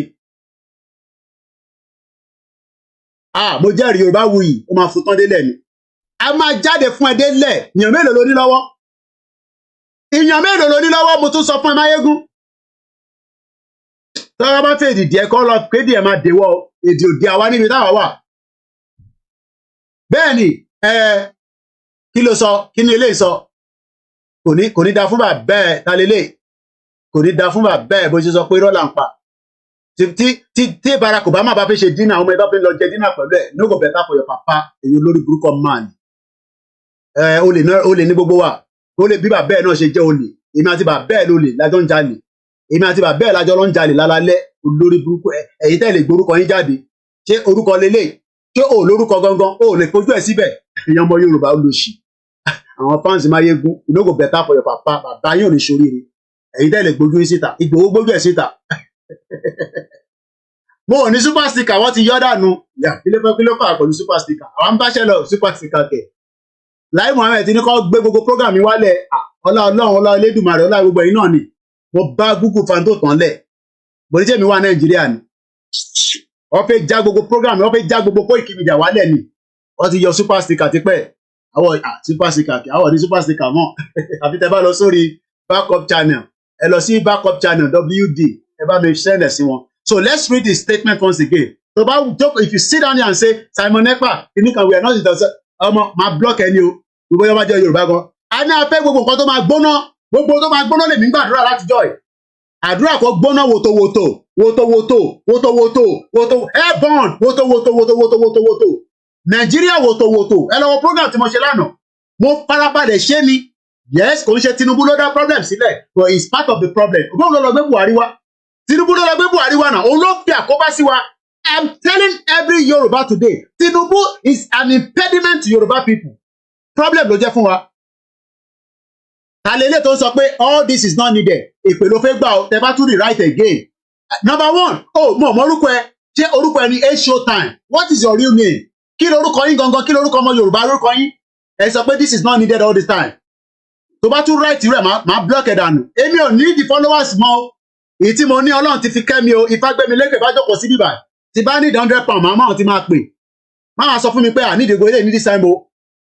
Èèyàn discredit olóyè Ìgbòho. Ṣé wọ́n lè discredit bàbá ẹ̀ kó má sọ̀rọ̀? Ọmọ take time o. Mo dẹ̀ mọ orúkọ gangan mo ní. Torí kò sí tọkàn mi pẹ̀lú waste time. Most of you tẹ wà lábẹ́ fake name. Maspi gbójú jáde. Ọmọbìnrin owó gbójú jáde. Gbogbo wa ń gbójú jáde. Gbogbo wa gbójú jáde. Àwọn èèyàn lórúkọ gangan. Ó wá síbẹ̀ sọ pé this is not needed. Ọmọ take time lórí platform yìí o. A máa ń ṣépè fún bàbá yan. A dẹ̀ máa ń ránṣẹ́ sí màmá yín náà o. Orúkọ àwọn ṣe torí owó ni. Àwọn ṣe torí owó. Wo ọkàn mi balẹ̀ pa níbi tí mo wà yìí. Tí màá ti kọjá yàrá mi. 3 years mo ti drive nílùú mo sọ fún yín. Tẹ bá rí mi nínú ẹnu kà yàn rẹ́ǹtì mọ́tò nílùú yìí o. Má lọ wò pé kíní o. Bẹ́ẹ̀ ni màá jẹ́ take it easy jàre. Olórí burúkú ni wọ́n. Orí ẹ̀ lọ́n wá sọ pé we don't need this all the time. So kí máa kó máa sọ̀rọ̀ fún bàbá Ìgbòho. Kíró èmi má lè jáde tí mo dẹ̀ wá London pẹ̀lú ẹ̀. Èmi ò sí Nàìjíríà jọ wà ní London nínà. Àdẹ̀ bára wa jà. Gbòmò sọ fún pé ọmọ àlè ni for coming out to say òun ní àṣírí Ìgbòho. Mo dẹ̀ fún ní 24 hours kó fi release gbogbo in tó bá ní nípa Ìgbòho àti Koiki Media. Ṣé mo pe Máyégún pé kó fún mi lówó nígbà tó ń donate owó sí ni? Ẹ bèrè lọ́wọ́ pé ṣé Koiki pè é ní gbogbo ìgbà tó gbà ẹnu mi ló ti gbàṣẹ náà. Ẹnu Koiki ló ti gbàṣẹ. Kódà olóyè tún sọ fún mi pé ṣé kí coordinator tẹ́yìn bá ti sọ ni? In tí wọ́n bá ti sọ ni? And I said Máyégún èèyàn wa náà nínà. Tèbí bá ṣe fún mọ́rí náà nìyẹn tó da gbogbo ẹ̀rù. Tí yẹn sọ pé mò ń tọwọ́ bọ̀ òun nídìí. Àwọn bọ́ bastard. Gbogbo ẹ̀ náà after 3 years nísìn ṣé gbogbo ò tí clear for everybody báyìí nísìn? Gbogbo ẹ̀ ti clear for everybody now. Bẹ́ẹ̀ni ẹni tó ní respect fún bàbá Akíntóyè èèyàn kan wá síbẹ̀ sọ pé ká ṣe sùúrù pẹ̀lú Máyégún àbógun fẹ́ wọlé pa ẹni. Ẹ̀gbọ́n kan tó ń sọ ni òun fún bàbá Akíntóyè lówó oúnjẹ kò ní da fún ẹ bó ṣe fún ọ lówó oúnjẹ yẹn náà kò ní ṣoríire pẹ̀lú owó oúnjẹ yẹn. Ẹ̀yin tẹ́ wà níbẹ̀ yẹ ká gba call àbí ẹ ká gba call so ẹ padà sórí broadcast gangan lọ́hùn. Àwọn ọ̀fà followers ìta ti ní kọ́lọ̀ fàlù baríkà sí ni. À ń ṣe fídíò tó ń trend. Koiki ò ní sọ̀rọ̀ níjọ́ kan tó má trend. Ní gbogbo Nàìjíríà títí dé gbogbo àgbáyé. Agbéra wa sílẹ̀ ni, arẹra wa sílẹ̀ ni, sọ Máyégún bẹ̀rẹ̀ sílẹ̀. Gbogbo wings tó ní yẹn crowd mélòó ló ní? O forúkọ lóyè ní crowd ni. Sẹ́yìn tẹ́wà ní bíbẹ̀ padà sórí main broadcast tó lọ lọ́hùn ká lè gbà kọ́ ẹ ṣe gan ni. Ọmọ take time. Àpọ́nlé là ń pa aṣẹ kan àpọ́n ilé. Olùbádẹ́ ni ká má pọ́n ilé mọ́ ká má pọ́n ilé. Mo jẹ lábẹ́ ẹni. O send owó sí mi ni. Owó tó gbà yẹn o send ẹ̀ sí mi ni. O dẹ̀ send ẹ̀ sí wa. Àtìná náà nìyẹn. Máa sunkún sábọ̀ náà. Ẹ jẹ́ ká gba kọ́ àwọn èèyàn ń bínú. Wọ́n ní kó fún aláyè náà kí ló ń ṣe wọ̀ bọ́ọ̀ì. Ó yẹ pé wọlé. Máa pè tó bá ti mọ studio number o. Ok, ẹ jẹ́ káwọn ọmọ ìṣeré níta. Fóònù ti kúlìjàlá ilé. Kí ló ṣe tí kò charge?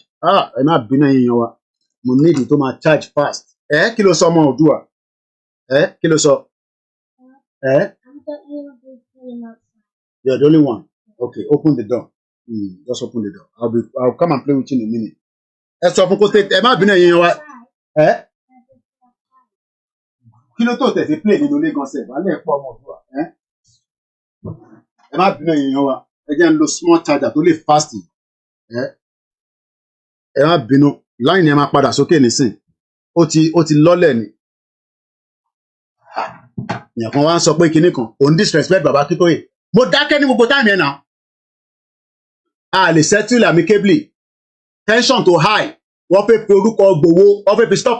Èmi fẹ́ kí tension high ní Nàìjíríà. Ẹ má máa ní ká slow down. Ẹ farabalẹ̀. Game tó fẹ́ play náà nìyẹn. So ká jáde nísìn. Ká máa fọwọ́ ra lórí. So that àwọn ọmọ tó fẹ́ jáde. Yẹ jẹ́ kó jáde. Ìgbòho ní kéèyàn kan má jáde. Ẹni tó bá fẹ́ jáde kó jáde. Bẹ̀rẹ̀ má lo orúkọ Yorùbá nation. Níta sọ fún yín nìyẹn. Ṣé ọmọ Yorùbá ṣé Nigeria exist mọ́ ni? Nigeria still exist now. Nigeria is still a country. So if anybody wants to protest, Igboho ṣe kẹ́ lọ protest. But ẹ má forúkọ òun sí láàrin. Ṣé ẹ má sọ pé tension yẹn gbọ́dọ̀ high ní Nigeria. Tension ò high lọ́dọ̀ tiwa àwọn ọmọ tá à ń ṣe. Tension ò high lọ́dọ̀ tiwa bí a lọ́dọ̀ tí ló ti high. so kéèyàn jáde kó máa mọ tó ń pè ní discredit ni ṣé mo lè discredit orúkọ dáàdi yín nísìn ẹ wá sọ pé kinní kan ni ṣe yẹ ká gba àwọn kọ́ọ̀ tó ti wọlé tẹ́lẹ̀ ẹ bá bínú èèyàn wa so ká gba àwọn kọ́ọ̀ tó ti wọlé ká pè wọ́n padà so téèdì bá mú Máyégún èdè òmù àwa ẹ̀yin tẹ́ bá fẹ́ jáde ní next week Ìgbòho ní kẹ́ má jáde tẹ́ bá fẹ́ jáde kẹ́ jáde kọ̀ọ̀kan wá sọ pé Ìgbòho ní kọ́ má jáde kò ní da fún Vanguard gbogbo àwọn tó wà níbẹ̀ wò ní soríire bomb bastard ni wọ́n so ẹni tó bá fẹ́ pè kó pè wọlé fóònù ẹ ó ti bẹ́ẹ̀ rí ó ń gbóná ní gbogbo ẹ̀ ló ń ṣe let's hope that we can get calls out of it. Mo kí gbogbo alẹ́ nǹkan sí ẹ̀yin ọmọ Yorùbá àtàtà ẹ jẹ́ ká fọkàn balẹ̀ mọ́ bọ̀ ẹ jẹ́ kọ́kọ́ gbé kọ́ọ̀lì náà. So mo kí gbogbo alẹ́ nǹkan sí Yorùbá nation is an ongoing movement and nobody can stop it and nobody can end it. So let's do something. Possibility phone you are charge that. So we need it only. I need a charger that can fast charge it very well. So I can move something around. The journal doing so. Because if not, I really enjoy programming, right? So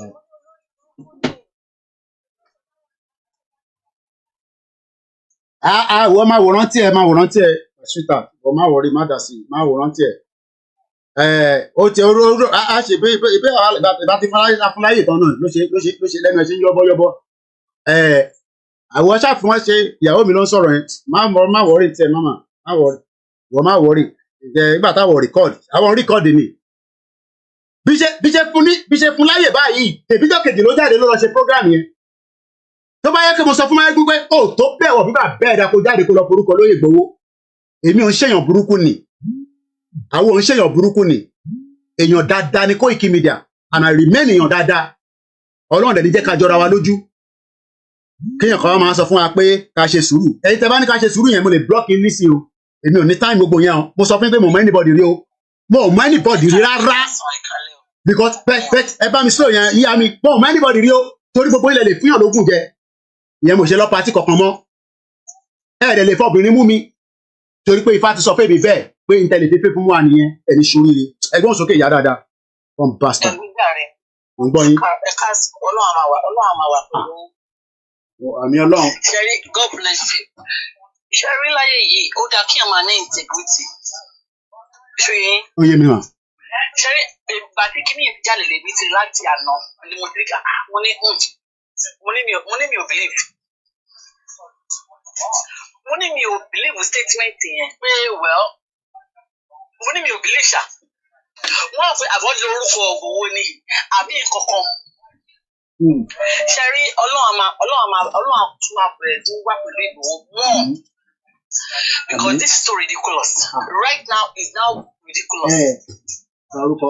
Ṣẹ́rí Máyégún Ọlọ́run máa bless Máyégún bó ti sọ láti máa wá Máyégún like gbàtó ti gbà kan tó ti kọ́kọ́ insult bàbá tó yẹ like say was it 3 years ago or 2 years ago. Bẹ́ẹ̀ni mo rántí. Tó ti insult wọn that was the last time tí mo wò gbẹ̀yìn. Náà báyìí ṣe fún ẹ tó yẹn. Because mo ti mọ kó bọ̀bọ̀ yìí is doing this all because Máyégún fẹ́ẹ́ ìgbà kan Máyégún lè rí ìdáyìn ibi iṣẹ́. Mo rántí ìṣèbí Sky ló ń bá ṣiṣẹ́. Mo rántí náà. Ìkànnì májì. Why kí máa resign ibi iṣẹ́ all because àwọn ọmọ Biafra kò fún. Ọmọ kò fún. Máyégún has never been loyal to Yorùbá nation. Máyégún he has never been loyal to Yorùbá nation. He is always doing this for money. Kò dẹ̀ sẹ́ni tó kó bá kó má ṣiṣẹ́. Kò sẹ́ni tó kó bá yàwó ẹ̀. Ṣóyè yìí, kò sẹ́ni tó kó bá yà Máyégún kò dẹ̀ sẹ́ni tó kó bá yàwó ẹ̀. Kí Máyégún máa tarnish image Yorùbá nation. Àwa Yorùbá against ọmọ Igbo ìwọ ọmọ Ìjẹ̀bú for that matter. Ọmọ Ìjẹ̀bú lèmi náà. Àwọn ò ń ṣe ọmọ àlè Ìjẹ̀bú. Ọmọ Ìjẹ̀bú lèmi náà. Bàbá tèmi ọba ni níjẹ̀bú. Olórí burúkú ni Máyégún. Tó bá ní kó bá jọjọ́ ọ̀la tó bá ní kí gbogbo àwọn dúdú kọ́ padà sílùú wọn ibo ni Máyégún fẹ́ gbà ó fẹ́ padà sí. Agbẹ́yàwó rẹ̀. Láyé tí o bá ń ronú bẹ́ẹ̀ tí o bá ń ṣe nǹkan láyé yìí èyí máa ń ro pé ibì kan ni mo ti wá All mechanic consider tí wàhálà bá ṣẹlẹ̀ ní state country tó wà ń bẹ̀ yẹn ń sìn. Kọ́ máa bẹ̀rẹ̀ sí pa àwọn dúdú ẹjọ́ ibo ni Máyégún fẹ́ tàgbà. Because anything tí ọmọ dúdú bá ń ṣe láyé yìí ó yẹ kó máa rò pé ilé wà mí kan tí èèyàn lè sá lọ. Bí ilé Yorùbá ṣe wà ń bẹ̀ yẹn léni ìjọ ìṣẹ̀ ìdádọ́bá yẹn pé ilẹ̀ Yorùbá ò dá léni. Tí gbogbo àwọn táwa nílùú ìbò sẹ́ni tí máa ṣẹlẹ̀ léni gbogbo wa ẹni tó ní pálí náà gbogbo wa máa gbọ́ pálí wa máa sápàdà sí Nàìjíríà ni. Ilẹ̀ Yorùbá tá à ń kàn dẹ́mu yẹn ibẹ̀ la máa sápàdà sí. So why tí Máyégún kàn dẹ́mu ilẹ̀ Yorùbá all because àwọn Ìgbò kó fún ẹ. Ọkọ mi gan like Máyégún ọkọ mi lẹ́kìn ní mo Máyégún ọkọ mi go wò mọ́ for a long time. Kíni tó stop láti máa wo Máyégún lọ́kọ mi ti stop láti máa wo Máyégún all because ó support àwọn Ìgbò against Yorùbá. Why? Kí ni Yorùbá máa wá? Èmi gan tí mo sọ pé àwọn Ìgbò mo gbọ́dọ̀ lóyè àsọmọ Ìgbò jọmọ Yorùbá lọ kò possible. You can't do that. Come on, you cannot do that. Let me wait. Tí mo ṣe wáyé àwọn tó bá mi ṣiṣẹ́ àwọn tó máa wá sí bẹ́ẹ̀ mi àwọn Ìgbò ló pọ̀ jù nù wọn. But still wọ́n mọ̀ pé tí máa tó bá pàdé lẹ́nu ìwé ìdèwò sí ṣe àwa Yorùbá ń gbà sí kọ̀mí òde ever fi àwọn èèyàn mi sílẹ̀. Because ní ọjọ́ tí ó bá sí àwọn Yorùbá ìlú máa dúró tì í. Ó ní o ìyẹn ló ń sọ pé èèyàn láṣọ wa. Mo ṣe wà ní àwọn Asia àwọn China wọ́n ṣe kílíkọ̀ fún Amẹ́ríkà wọ́n ṣe kílíkọ̀ fún Amẹ́ríkà wọ́n always láti ọkọ̀ pé if anything fi ṣe gbáhùn lè ní máa pa àwọn ọmọ mi àwọn asápadà sí Nàìjíríà tá a sá ilé Yorùbá tá a sá fún ìbẹ̀rẹ̀ náà la máa sápadà sí. Tó bá ní dúkì another 5-10 years tó bá ní pé káwọn dúdú kan padà sí ó ní passport ò ní passport ó lè lè wa dànù kó lu wọn. Ó possible. It is very possible. It is very possible because later in the future wọ́n ní àwọn afẹ́gbàlù ọlọ́wọ́ àwa dúdú àwa kílò kìnìún kan oníkàlùkù kan kúkú oníkàlùkù padà sí ìlú ẹ̀jẹ̀ bọ́lá fẹ́ gbà tábà tí olùwà ṣe. Ìyá mi the fact that èmi àti ẹjọ́ wà ní London the fact that àjọ wà ní London ó lè confirm pẹ̀lú mi Koiki in tó ń rí kí ló ṣẹlẹ̀ so kí ló ní tó pọ̀ confirm mo kí àwa kan fọ́tò ológun jà. He has never been faithful. He's just a player. Máyégún is a pure player. Ṣẹ́gẹ̀t tẹ́kọ̀ ó wá manova láti rí owó tó máa jẹ́. Ó dẹ̀ ń kọ́rọ̀ jọ aṣíwèrè ń kọ́rọ̀ jọ ni kò mẹ́ tó máa ná. Ẹjọ́ àwọn tó ti wà lóyìnbó 20-30 years ago tó ti kówó jọ. Ilé Ìgbòho ní síta ló ń gbé níbẹ̀. Èbó wà empty ni yàtọ̀ sáwọn tó kọ̀ kó síbẹ̀. Odindi mansion Ìgbòho ti àbádọ́rẹ̀ láti bí 2 years nísìnyí tó sùn bẹ̀. Á dá fún yín. 2 years ní Ìgbòho ti sínú ilé yẹn. Ọlọ́run tí ó bá yẹ kó bóyá Ọlọ́run pe bàbá yẹn. Ọlọ́run nìkan ló lè pè tó máa fi irú ọ̀rọ̀ yẹn lẹ̀ Máyégún ẹnu ìpínlẹ̀ ẹ̀kọ́ ìkè. Ọlọ́run nìkan ló lè pè èèyàn tó máa fi irú kan báyẹn lẹ̀ tó máa lọ fẹ́ jà fún tálíkà. Because èmi kan tí mo wà yìí máa tọ́pọ̀ kọ mi pé wà yìí kọ́kọ́ ó tẹ gbọ́dọ̀ fáìlì fẹ́ yẹn bọ̀dì. Ibi tá ẹ wá tí wọ́n mọ tó ṣẹlẹ̀ nǹkan méjì ni mo gbọ́ nígbà tó bẹ̀rẹ̀ program ẹ̀ ó ní Ìgbòho is not a saint ó ní ìlànà hijack Yorùbá nation ni ó ní ìlànà wọ́n hijack Yorùbá nation ni ọ̀rọ̀ burúkú. Why táwọn ọ̀lànà ò ṣe bọ́ síta kọ́lọ̀ ló jẹ Yorùbá kọ́lọ̀ máa ṣe rálì. Àwọn tí wọ́n Ìgbòho hijack Yorùbá nation lọ́wọ́ ẹ̀ why tí wọ́n ṣe lọ forí gba ikú tí Ìgbòho forí gbà ní Nàìjíríà kọ́lọ̀ máa ṣe rálì bẹ́ẹ̀.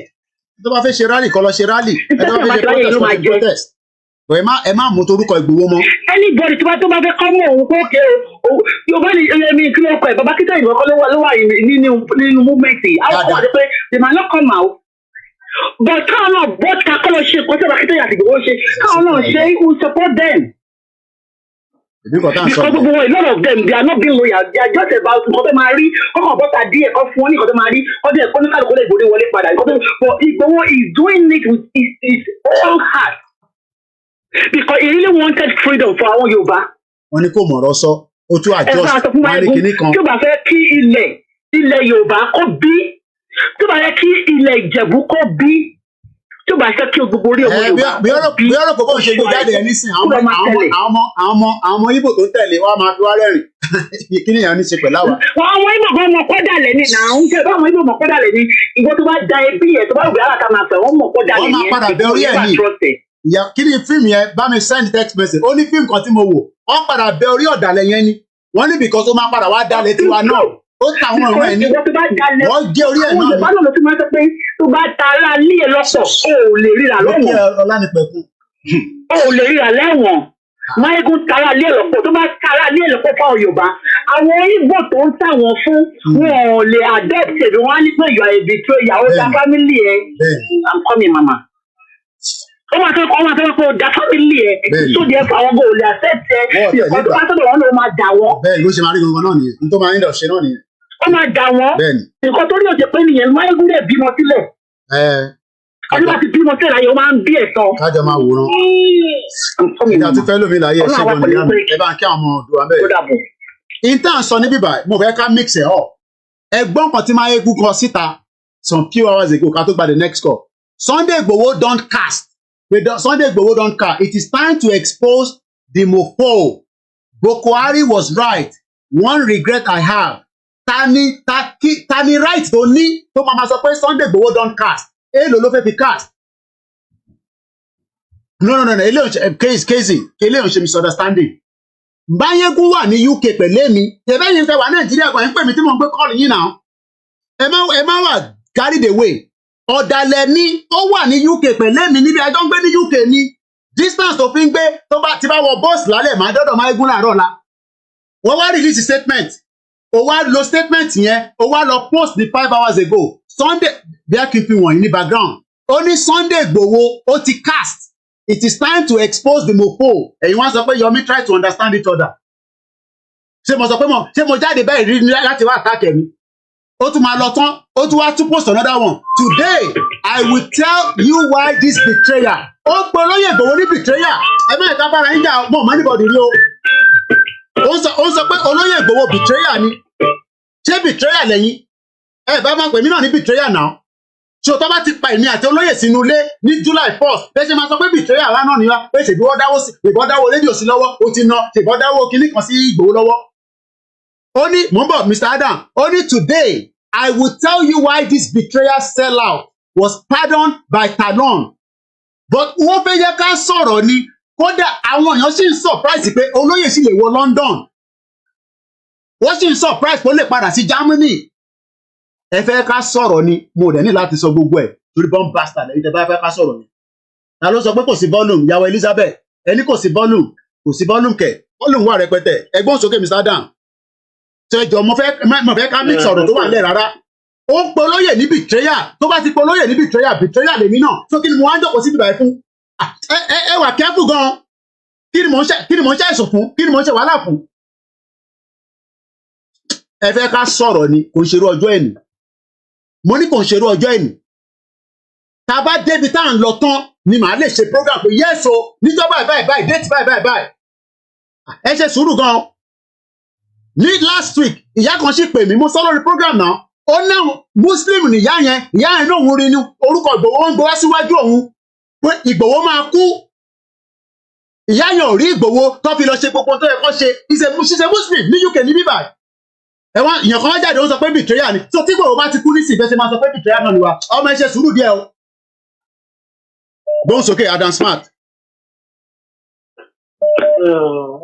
Wọ́n bá ń sàsóhun wọ̀ sàsẹ́ mi o mo dẹ̀ ń ka gbogbo comment tó bá ka comment òfin kan máa block ẹ̀ dànù ni wàá lọ máa wò mí nígbà tí bá ti parí program ni mo mọ anybody rí o. Gbóhùn sókè.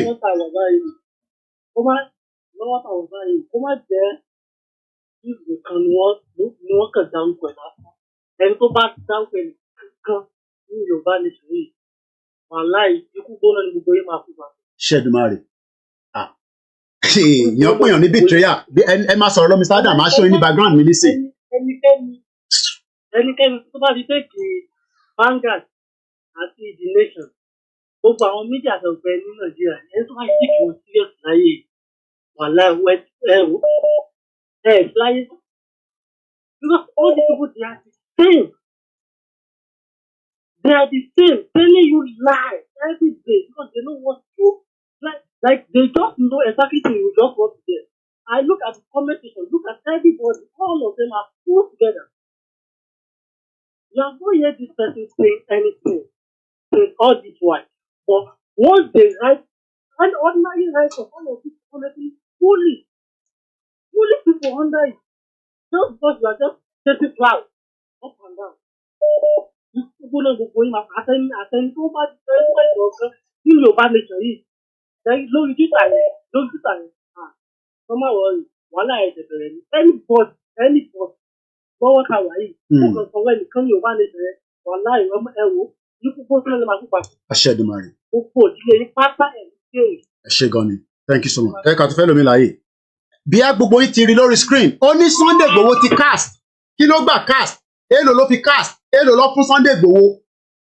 Tó wọ́ ti ẹ̀mí àwọn èèyàn tó pa sínú ilé ẹ̀. Téèdì bá ń di Máyégún, èdè ò gbọ́dọ̀ di àwa, a gbọ́dọ̀ dá lóhùn. Kó lè mọ̀ pé èdè ò di àwa. Ẹ̀gbọ́n sókè bàbá mi, à ń gbọ́ yín sà. Gbogbo àná làjọ ń ṣe, torí tèmi bá ṣe tẹ́yìn ò bá gbọ́, waste of time ni. Èmi náà ti di betrayal nìyẹn, àbí? Nígbà tá a bá ń support Máyégún ní ọ̀sán yìí. Èmi náà ti di betrayal nìyẹn. Kí lẹ wá ń fún mi 10 pounds, mo tẹ́ ń fún mi ní 3 pounds. Tí mò ń jókòó síbẹ̀ 4 hours, 3 hours. Ṣẹ̀rí Máyégún yẹn olórí burúkú èèyàn ayé wọn. Kì í ṣe gbogbo ọmọ téèyàn bá bí fún àlè lọ́mọ àlè o. Ọmọ àlè nọ́mbà 1 lò. Ọmọ àlè nọ́mbà 1. Wọ́n fẹ́ kẹ́ sọ̀rọ̀ ni ẹ má sọ̀rọ̀ o. Ẹ má sọ ẹni tí tó wà bẹ́ẹ̀.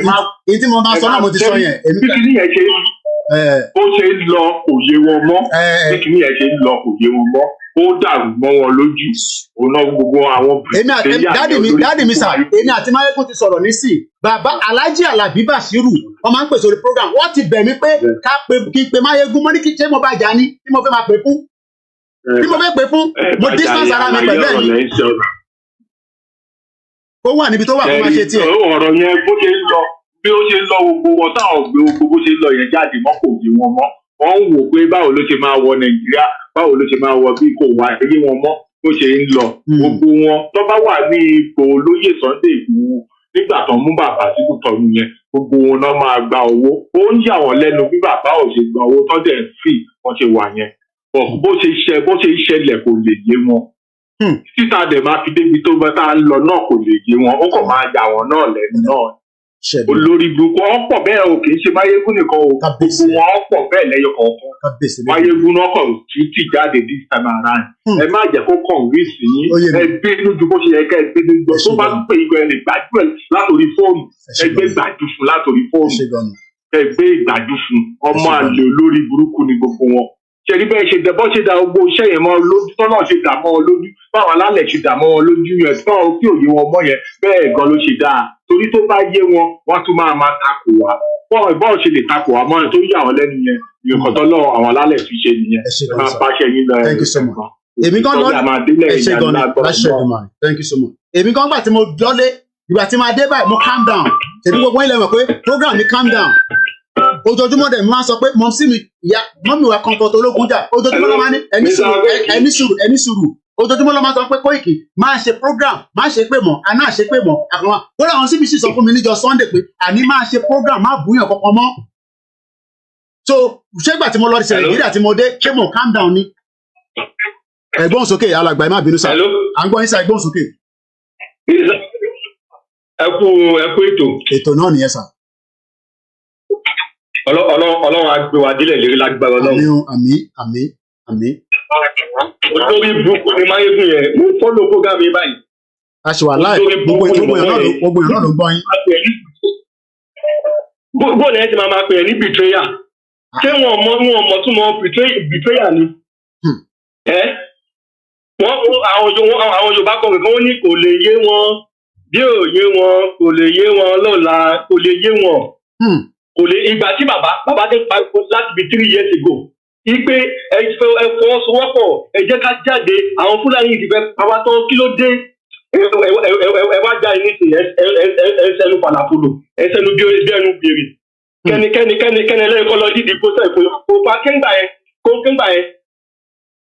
olórí burúkú Máyégún yẹn wá sọ̀rọ̀ nísìn ẹ̀yìn tí wọ́n lẹ̀ wọ́n fẹ́ kẹ́ sọ̀rọ̀ ní gbogbo wọn tọra wọn ni wọ́n tọra wọn kò sí nǹkan tí wọ́n ẹni tọ́lọ́run ti rán Ọlọ́run ti rán nìyí Ọlọ́run dẹ̀ máa mú délẹ̀ dérí lágbára Ọlọ́run. Àmín ẹ ṣé gan ni. Wọ́n tọ́ra wọn ni ẹ̀yẹ tí wọ́n lẹ̀ wọ́n fẹ́ kẹ́ sọ̀rọ̀ ní.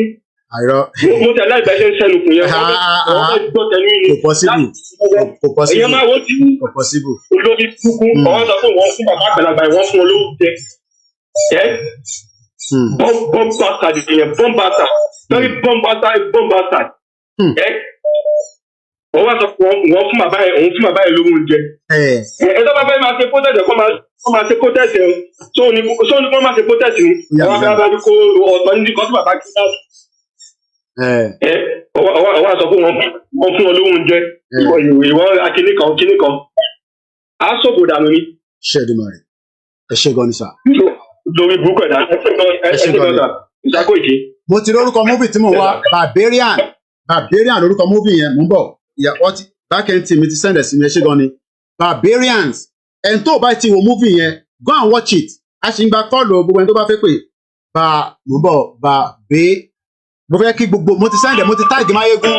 Ẹ sọ fún Máyégún pé kó lọ wo múbì yìí. Wọ́n máa padà gé orí ẹ̀ sógun ni. Ẹni kó lọ wo múbì yìí ọ̀dàlẹ̀ máa padà kú náà ni. Ọ̀dàlẹ̀ ẹni tó bá ti dalẹ̀ torí pé ó ti dalẹ̀. Kí ni Ìgbòho ṣe fún ẹ? O raise 40 million. No, kò raise 1 billion kankan. Ọ̀rúnmìlà gbóhùn sókè ọmọ Ọ̀rúnmìlà. Àwọn èèyàn ti ń hot. Ìtanimọ̀wà táwọn èèyàn ti ń pè mí pé Koiki kí ló ń ṣẹlẹ̀. Mo ní ẹ fọkàn balẹ̀ ọmọ àlè ni bomb bastard ni. Ó fẹ́ kí n sọ̀rọ̀ ní gbọ̀mù ní sọ̀rọ̀. Mo ń gbọ́. Bọ̀dá mi Koiki, I was very very surprised and I was very very disgusted nígbà tí mo rí kíní fídíò yẹn tí mo rí gbogbo kọ́mẹ́ǹtì. Bọ̀dá mi Koiki, tí olóyè Ìgbòho bá sọ pé káwọn Yorùbá nation máa jáde sí protest kankan, is it wrong? It's not wrong, he is right. Nigerian government dey yẹ pé for the past 2 weeks, Nigerian government wọ́n ti ń wá ọ̀nà tó máa put orúkọ kan to the forefront tó máa bully for the rest of their life. That's what Nigerian government is looking for. For the past 2 weeks, the entire media, gbogbo Twitter everywhere, Nigerian government is saying, show your face, put your name, put your address, kìnìkan. Wọ́n wá ojú tó máa gbé sórí face ń pé international community o, ẹni tó dá wàhálà lẹ́ni Nàìjíríà lélẹ́yìí o, kí wọ́n ti dàrú. That's what Nigerian government is looking for. So now, olóyè Ìgbòho dẹ̀ sọ pé ẹ̀yin ọmọ Yorùbá nation ẹ má lọ ní sọ pé kéèyàn ọmọ Yorùbá má lọ protest o ṣùgbọ́n tẹ bá lọ protest ẹ má pariwo Yorùbá nation kọ́ má sọ pé Ìgbòho ló gbé gbogbo yín jáde. Gbogbo wa ọmọdé gbọ́n àgbà gbọ́n la fi dálé Ifẹ̀ kó táwọn wa Yorùbá sọ nìyẹn. Ọmọdé là wà àdẹ̀gbọ́n ọgbọ́n wà lórí wa. Báwo lolóyè ṣe jẹ́ bìtẹ́ yàtọ̀ bí Ọlọ́run? Báwo lolóyè ṣe how? Láti bẹ̀ sí ìgbò. ọ̀nà wo ni how nígbà tí yẹn how ọ̀ sọ pé kẹ́nìbọ̀dì má lọ protest you can go and protest but tó bá lọ protest má pariwo Ìgbòho òòṣà má pariwo Yorùbá nation now má pariwo ẹ̀ lọ ṣe protest ẹ̀ tó bá fẹ́ lọ ṣe protest ẹ̀ inú Nàìjíríà láyé wa àti gba Yorùbá nation tó bá fẹ́ lọ protest go ahead and protest but don't go there and go mention my name wípé Ìgbòho òòṣà because táwọn Nigeria government bá ti rí wípé gbogbo àwọn set of people yìí gbogbo wọn ló ń pariwo Ìgbòho òòṣà olóyè Ìgbòho ló máa bẹ̀rẹ̀ sí ń dà láàmú. Bẹ́ẹ̀ni. Àwọn ló máa bẹ̀rẹ̀ sí ń dà láàmú kí olóyè dẹ̀ mọ̀ olóyè ọmọ anything olóyè kan sọ pé tẹ bá fẹ́ èmi ò support protest ní o but tẹ bá fẹ́ lọ protest go ahead but ẹ má pariwo mi ló ẹ má pariwo orúkọ mi tẹ bá débẹ̀ don't mention my name because I don't need anything láti associate pẹ̀lú gbogbo protest tẹ fẹ́ lọ ṣe I don't have anything to associate myself with. How is it a betrayal? How is it a betrayal? Ọ̀rọ̀ burúkú. That's a common sense from a common man. Bí àwọn èèyàn mọ mínì tó ń pè betrayal bí a fi ń bo ní English sọ̀rọ̀ bá ṣe máa ń ṣe ẹ mọ tó ń pè betrayal ṣá. Yes now. Táwọn èèyàn mọ tó ń pè ní betrayal. A betrayer is a person who is not loyal to their country or to another person, often doing something harmful such as giving information to an enemy. Bọ̀dá mi Koiki inú Google definition betrayal nìyẹn ṣùgbọ́n táwọn èèyàn tẹ̀ bá fẹ́ understand nǹkan tí Judas ṣe fún Jésù nǹkan tó ń pè betrayal nìyẹn that's what they call betrayal. Nǹkan tí Judas ṣe fún Jésù ló ń pè betrayal. Judas Iscariot was one of the 12 apostles. He's a notorious for betraying Jesus by disclosing Jesus' whereabouts. Ojoojúmọ́ ló máa pè mí níbo ni Ìgbòho wà ní sí níbo màmá sọ pé báwo ṣe máa sọ pé níbi tí Ìgbòho wà tó possible ni báwo ṣe máa pè mí pé Mr. Koiki ṣé Ìgbòho ti wà ní bẹ́ẹ̀ ní sí báwo ṣe máa sọ bí tí Ìgbòho wà fún àwọn èèyàn àwọn kan náà wọ́n nídìí nọ́mbà Ìgbòho n ò lè fún ní nọ́mbà Ìgbòho kò possible ó dàbí gbàtẹ́ ń bèrè nọ́mbà Joe Biden ni Ìgbòho ti kọjá ordinary person tá a kò máa sọ pé bíbẹ̀ ló wà. Ẹ wá bẹ́ẹ̀ kì í sọ̀rọ̀. Ẹ wá gbé gbogbo ẹ̀ jáde. Àwọn èèyàn kò gba gate school kọjá ní ọ̀lọ́pọ̀lọ́ ní ọwọ́ ti I don't understand. I don't understand. Ọ̀rọ̀ this law. Àwọn èèyàn mọ tí ẹ má bínú brother mi ẹ má bínú pé mo interrupt yín. Ó dà báwọn èèyàn mọ tí mò ń face lójoojúmọ́. Wọ́n ti gbé òyàn wá gan sẹ̀. Oríṣiríṣi ìdí. Nítorí àdákẹ́. Oríṣiríṣi method. Bọ́dá mi kó ìkì. Ṣẹ̀dẹ̀ mi gan nínú Yorùbá nation struggle yìí. Bí mo ṣe máa ń hot tẹ́lẹ̀tẹ́lẹ̀. Ìgbà tó wá yá mo wá step back tí mo step back pé mo kó nínú Yorùbá nation struggle or Yorùbá nation agitation. Mo step back mo wá ń wo everything from a distance say I want to understand something. The way ṣẹ̀dí tẹ́yọ̀ bá fẹ́ understand nǹkan ní in this life sometimes you have to leave that thing alone. Bẹ́ẹ̀ni. And you look at it from a distance. So wá understand pé okay nǹkan tó ń ṣẹlẹ̀ ní wàá padà lọ sínú ẹ̀. So what are we talking about? What betrayal? What betrayal? What betrayal? I don't understand. Okay. So, go ahead. You still want to complete? Thank you so much, brother. I am not the best. Mo máa ń sọ ẹ lọ wo movie ẹni tó bá ti wò mo ń bọ̀ brother mi Táíwò Thomas. Ẹ lọ wo fíìmù kan tó ń pè ní Barbarians. Ó padà dalẹ̀ ó wá fẹ́ tẹ̀lé àwọn tó dalẹ̀ fún àwọn èèyàn wá gbé orí ẹ̀ wọ́n ní ìwọ tó dalẹ̀ àwọn ìran ẹ̀ ó máa àwọn ò gbọ́dọ̀ dalẹ̀ níbi tí lè ṣúdè yìí mo ní kò ń ṣòwò lèmi wá mọ́ orúkọ yẹn ti wà iná lóòótọ́ kò sówó lọ́wọ́ mi ara ń kan Gaza èmi náà nílò owó ẹ ti máa ń pariwo lójoojúmọ́ ni but orúkọ mi máa dé ibi tó yẹ kó dé wà mo ti gbórúkọ mi ju ti bàbá mi lọ òbẹ ni bàbá mi fi ń gba owó ló fi ń ṣafẹ́fẹ́ ọmọ Yorùbá nation lèmi pẹ̀láyé ọlá ìmọ́lẹ̀ Oòduà Táíwò Thomas àti gbogbo ẹ̀yàn ọmọ Yorùbá àwọn ògbọ́dọ̀ tún wá jáde ká dalẹ̀ yìí. Confirm boss. Èrè lẹ́fẹ̀ẹ́ gbé fẹ́mi lọ́wọ́ màmá tèmi ti sanwó nù ní Heathrow airport mo sọ fún yín náà ó sá kúrò Nàìjíríà ni my mom left Nigeria 1992 kò ní tipa fi ń dẹnu ta ni màmá Máyégún ta ni bàbá ẹ̀ mo sì mi wo Máyégún dọ̀la kò dẹ̀ mí pé tó bá ṣe program lálẹ́ tó bá wà òkè máa jókòó máa wò ọkùnrin la wá bọ̀ mo kọ̀ láti jáde kí n sọ fún ni tó bá jẹ́ pọ́bìnrin gan nísìnyí mo dẹ̀ lè wó pé ẹ máa sọ fún wa pé misunderstanding o èyí ti misunderstanding o ó mọ tó ń ṣe o Máyégún mọ tó ń ṣe o ó mọ tó ń ṣe o ó lè discredit olóyè Ìgbòho ó lè discredit bàbá táwa gbé sẹ́yìn Táíwò Thomas gbóhùn sókè kí ló fẹ́ sọ àwọn yẹn wà ń lé Táíwò Thomas wà ń lé Máyégún máa bọ̀ Nàìjíríà kí Táíwò Thomas padà sí Scotland kájọ swap ẹ̀. Gbóhùn sókè jàre Táíwò Thomas. Confirm my boss. Mo appreciate voice yìí gan sir. And gbogbo times tí mo wá ní school bí mo ṣe ń gbọ́ torí mo lo earpiece ni I'm very very happy.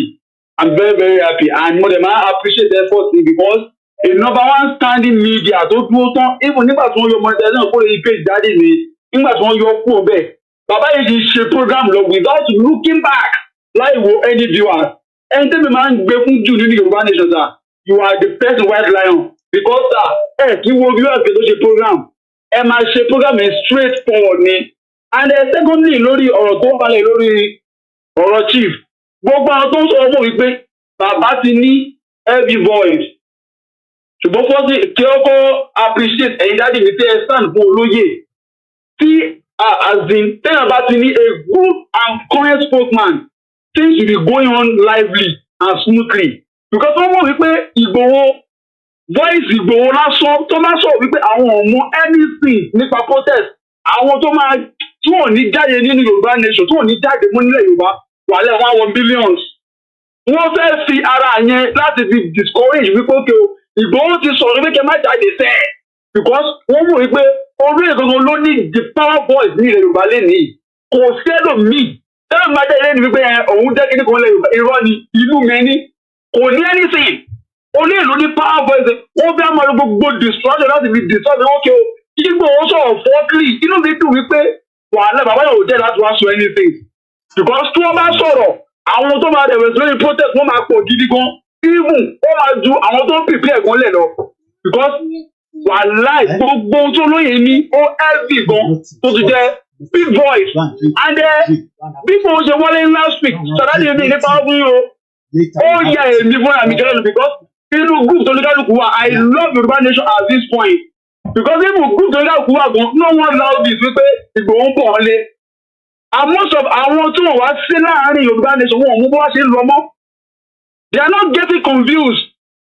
Last week Thursday yẹn sà níbi after one ọ̀sán èmi àtẹnìkan sọ̀rọ̀ níbi tí mo wà nínú kìnìún báyìí ẹni ẹ jẹ́ àgbàlagbà tó tún á jẹ́ a very big politician.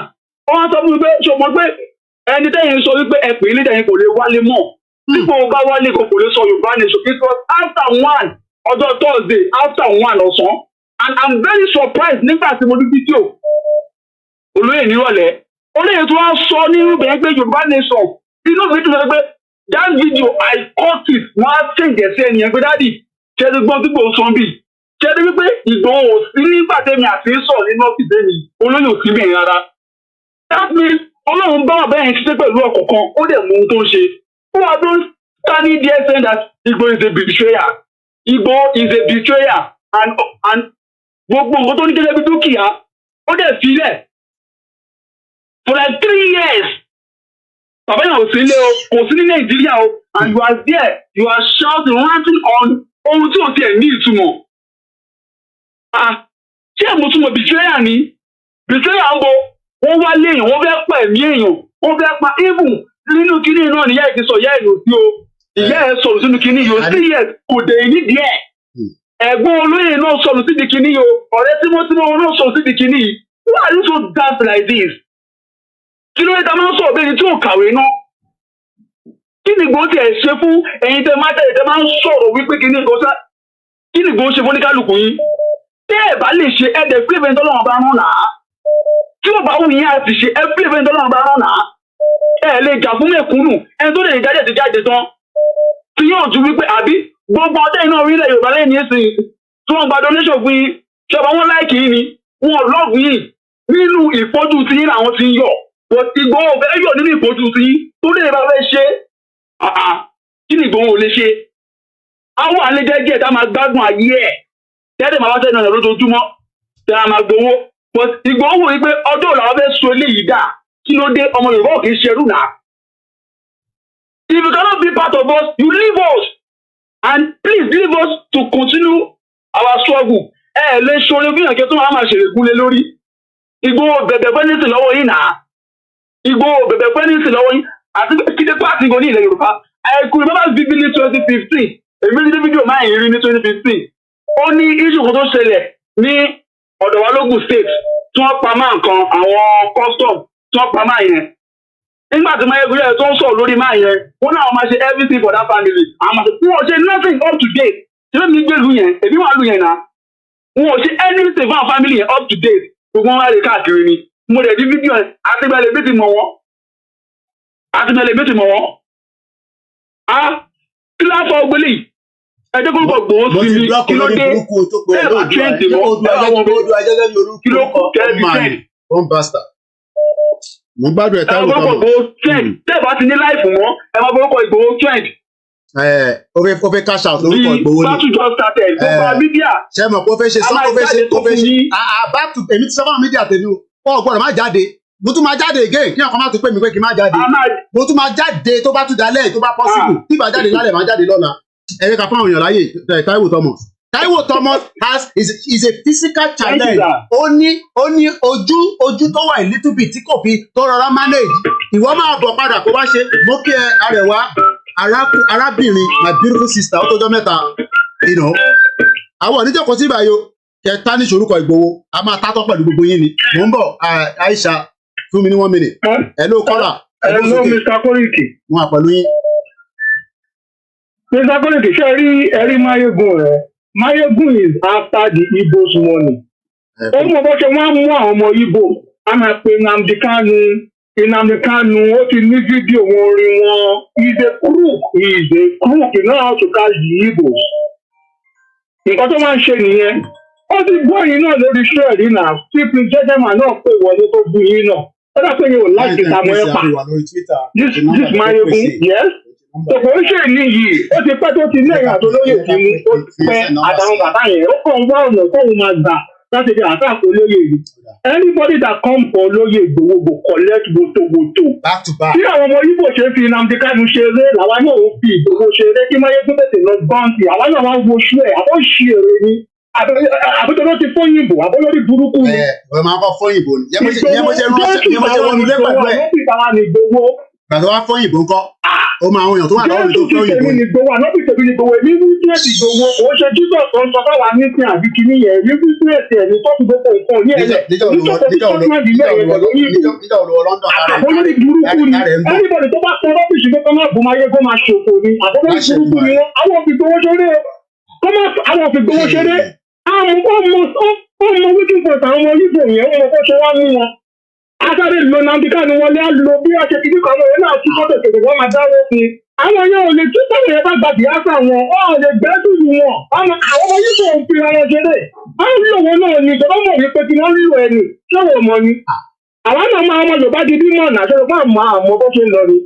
Gbogbo ṣé ẹ̀tọ́ pé based on Igbo bìásà Igbo jẹ́ ọ̀rẹ́ ti ní pé tó sọ̀rọ̀ Igboho rí tó sọ̀rọ̀ Igbo tó ṣe wá sọ̀rọ̀ Nnamdi Kanu. Kẹ́kọ́ tó rí ní ti olóyè Igboho. So we all know we watching. Àwọn kì í ṣe ọdún máa ọmọ tó ti wọ́n mú àwọn followers tó máa lo reverse psychology fún wọn a máa tètè sí a máa lè mọ́ wọn tó bọ́ nípa sọ̀rọ̀ ń wò tó gbó àwọn òfin Igboho ṣeré o anybody tó bá wá fún Igboho a máa fún gbogbo a fún àṣepè fún gbogbo family tọmọtọmọ ni. Ìyá mo ṣe wọlé sí lára ìwọ kọ́ ló máa kọ́kọ́ fẹ́ òyìnbó sẹ́ mo ṣáájú ẹ̀wọ̀ UK mo ní every right láti fẹ́ òyìnbó mo refuse láti fẹ́ òyìnbó ni tó fẹ́ fọmọ Yorùbá. ìgbà tó fẹ́ òyìnbó kí ló kọ́ wa pẹ̀lú yẹn. àníyàn ń já wọn nílé. àwọn ọ̀run ẹ̀ náà kọ́ ló kọ́ wa sí wàhálà àwọn ọ̀run ẹ̀ náà kọ́ ló kọ́ wa sí wàhálà àbí kí ni. tí wọ́n fẹ́ òyìnbó nǹkan ìyẹn wá jà sí twenty. ẹ ṣe gan ni bọ́lá mi ẹ ṣe gan ni thanks so much. ìyá àsìkò ni mo ń bá yín tẹ́ ń pè irọ́ Aisha let's go ahead quickly ẹ jẹ́ ká gbé yín wọlé. Mo kí àwọn tó wà lórí program. Go ahead, please. Ọláyọ̀mí Kóyèkí, my darling brother. I'm with you. Hey, nǹkan ṣẹlẹ̀, nǹkan lọ. Are they with you? Ẹ máa wo àwọn support protest to ẹ̀mí àṣà outright because it has political undertones to it. And ẹ̀mí tó bá fẹ́ lọ ó lè lọ as one Nigerian is to. But kí wọ́n má kí pé Yorùbá nation náà wò. Àwa ò jáde sí protest èyí o. Because bẹ́ẹ̀ni ṣe rí o, set up ní o. Ọlọ́run má jẹ́ ká jáde kí wọ́n wá sọ pé kí wọ́n wá lẹ́kọ̀ọ́ wà ní terrorist movement. Because this is where it's hard heading. Olóyè Sunday Igboho, may he live long for us. May God continue to bless him. Sure. Always. How many times have I been on this platform? Lórí àwọn Igbo platform yẹn tí wọ́n máa bú olóyè Sunday Igboho pé terrorist ni. Ṣé eléyìí kan ní setup ni wọ́n fẹ́ ṣe fún olóyè o? Ara ń ta àwọn Igbo yẹn because Nnamdi Kanu is still in the prison. Kò dẹ̀ sí ní ọ̀dẹ̀ ṣe problem tiwa wá kọ́ la mú Nnamdi Kanu Igboho kọ́ ló mú Nnamdi Kanu. Àwọn ló ta Nnamdi Kanu olórí burúkú Ifeanyi bá wà lára àwọn tó ta Nnamdi Kanu. It's as simple as that. They are upset, they are angry that Igboho is out operating while their leader is in there. And that is not our problem. Àwọn kọ́ la mú Nnamdi Kanu. So they are always and that's why Mayegun is promoting this agenda. That is the reason why. Wọ́n fẹ́ set wa up ni o. Àwọn Yorùbá tó jẹ́ pé ẹ̀mí kan lára wọ́n ti fún mi, wọ́n ti sọ pé enemy of Yorùbá nation. Order. Okay. Ẹgbẹ́ ni mo gbà. Order. Lórí òtítọ́, èmi á tó lórí ẹ̀. All right. Èmi á sọ òtítọ́ o. Order. Because when you're speaking the truth and you're warning out these our Yoruba brothers and sisters, pé kí wọ́n má jẹ́ kí wọ́n set wọn up. They should not allow themselves to be put out to be used for evil agendas. They will now be insulting we that were speaking Yoruba starting me in controversy for one. Set up the kidney and it has serious political undertones. We are not one Nigerian. We are Yoruba nation. All right, we're not interested in the protest. We come.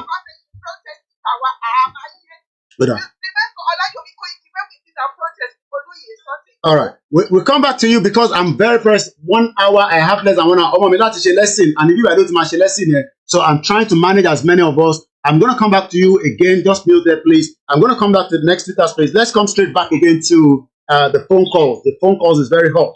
But yeah, I'm coming to you. Yeah, go ahead.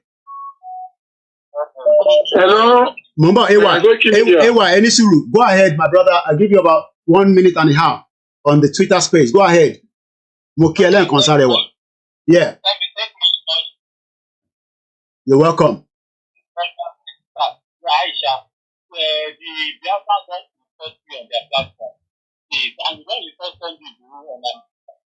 No, hey, 1 minute, Mimi, 1 minute, 1 minute. There are Igbos that doesn't believe in Biafra. So when we are saying Igbos, we know what we are saying.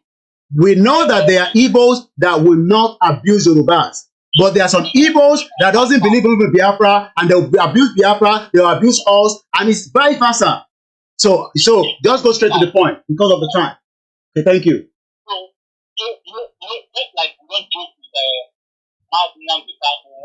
Mumba Ewa. And I don't see why you guys allow people to even report or understand the group down. Don't show things our back. Very good thing why. But we know that even our leader has said we should stop. We have meetings together. That we do anything that we should work on it to support them. Okay. Whatever that we have to bring them down or to talk about it. Anyone that is bringing them, talking to them, go after that person, if you back or evil. All right. Okay. All right. Thank you so much. That's one of our Biafra brothers that also disagree that Mayego should not have said what he has said. It's okay. I want to take as much calls and I'll come back to the Twitter space. Like I said, my daughter, listening, and I'm looking at the time and I don't want to occupy this place for the next half an hour. It's okay, straight away. Let's hear from you.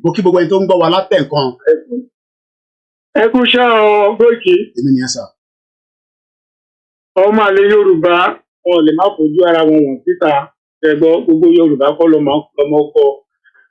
Mo fẹ́ dá wọn lójúlé ní gbogbo ọmọ Yorùbá tí wọ́n lòdì sí Yorùbá nation ojú inú wọn fọ́. Kí ni Ìgbòho sọ tí ò ṣẹlẹ̀ lénìí? Ó ní tí ebi bá pa yín ará ìlú ẹ jáde síta ẹ gbára yín lẹ̀. Ìránṣẹ́ Ọlọ́run ni Ìgbòho. Kí ló sọ tí ò ṣẹlẹ̀ lénìí?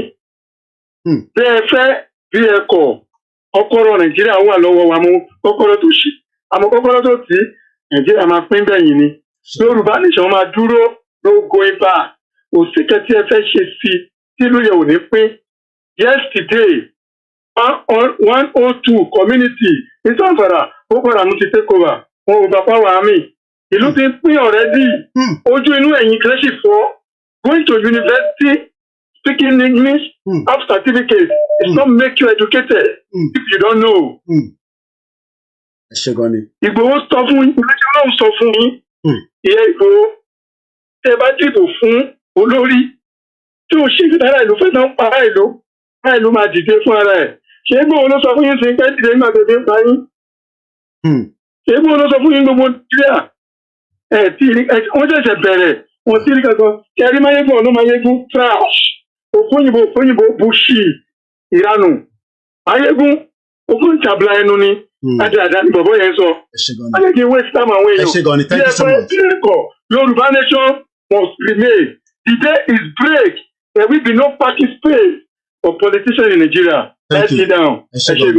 Mo kí gbogbo àwọn Yorùbá, don't make it come and say, Koiki, understand that no. I'm not interested in all that. Hello? It's okay. That's it, Texas. Okay, I really appreciate your uprightness. I really appreciate. I don't even know where. I really appreciate it. Now, everybody should listen. Say, I'm so surprised. Mo ti jajaja lórí kí ni ọ̀dọ̀ ẹ̀dá yìí kò ti block mi gan. Now, ṣé rí ìgbà tí Máyégún tó ti bẹ̀rẹ̀ sí ní fọ́tà ní àtìgbà tó ti bú bàbá? It was too much. Àwa àdúgbò sọ ẹkún mi. Now, nítorí ọ̀fà pọ́blẹ́mù yẹn ìgbà yẹn tẹ́tí sọ pé kó máa handle ní owó finances yẹn. Àtìgbà yẹn ló ti bẹ̀rẹ̀. A ṣe lè gbé gbogbo owó central bank ní Yorùbá á gbélé ẹ lọ́wọ́ kó máa bá wa manage ẹ̀. Níbo ló ti ń ṣe yẹn? wọn nìkan fẹ́ máa ṣe ojú sọ́gbà yìí pé àwọn central bank government ní kíní kẹ̀kẹ́ wọ́n ṣe gba kíní yẹn kó lọ́wọ́ ẹ̀ka àti gbà yẹn ló fi já má dọ̀ tó kàn tá sí bàbá ṣẹ́ni unfortunately for you kò mọ ọmọ Igbo àárín Igbo lèmi gbé ní first start for close to 20 years àjọṣe business àjọṣe ògbẹ̀ kò mọ wọn ni if the chiefs are down tomorrow they will throw him under the bus ṣe owó tó ń rí gbà lọ́wọ́ wọn tó ṣe ń ṣe galagale I'm telling you and o lè tara lé ẹ lọ́pọ̀ because o ní rí ìrà lọ́wọ́n gan gbà tó bá fẹ́ rà.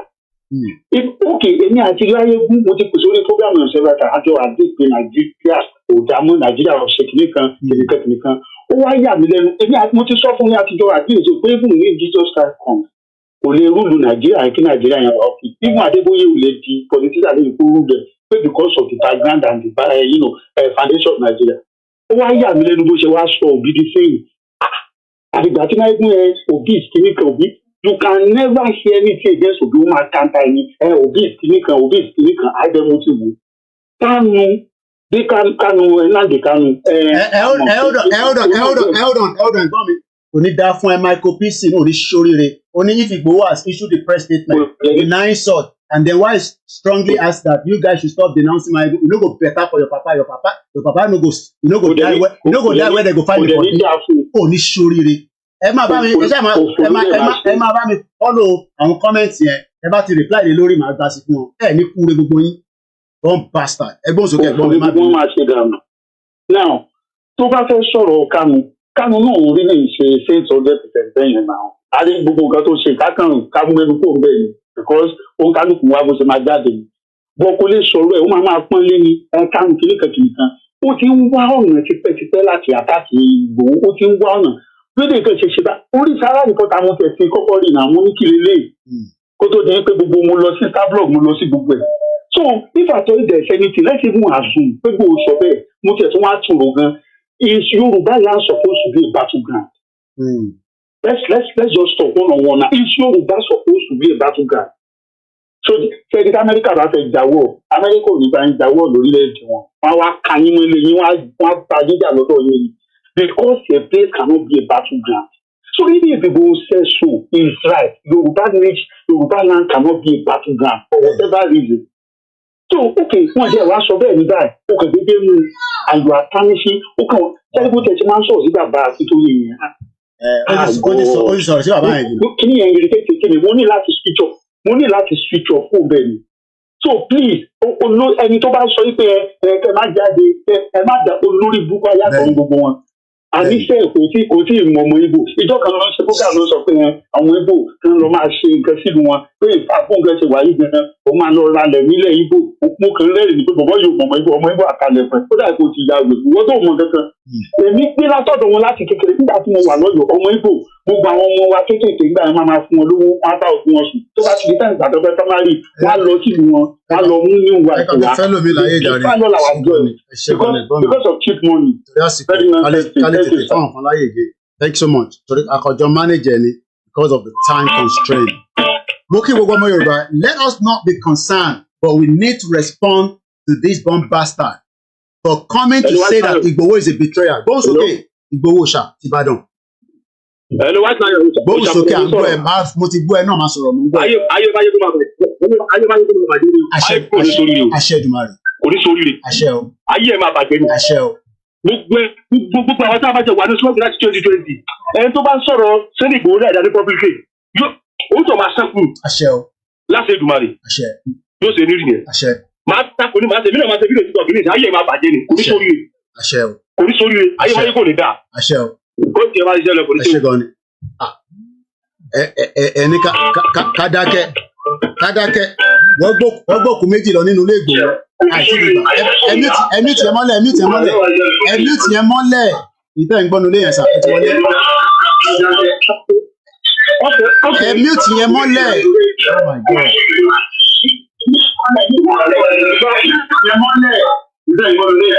Hello. Ẹgbọ́n sókè sà.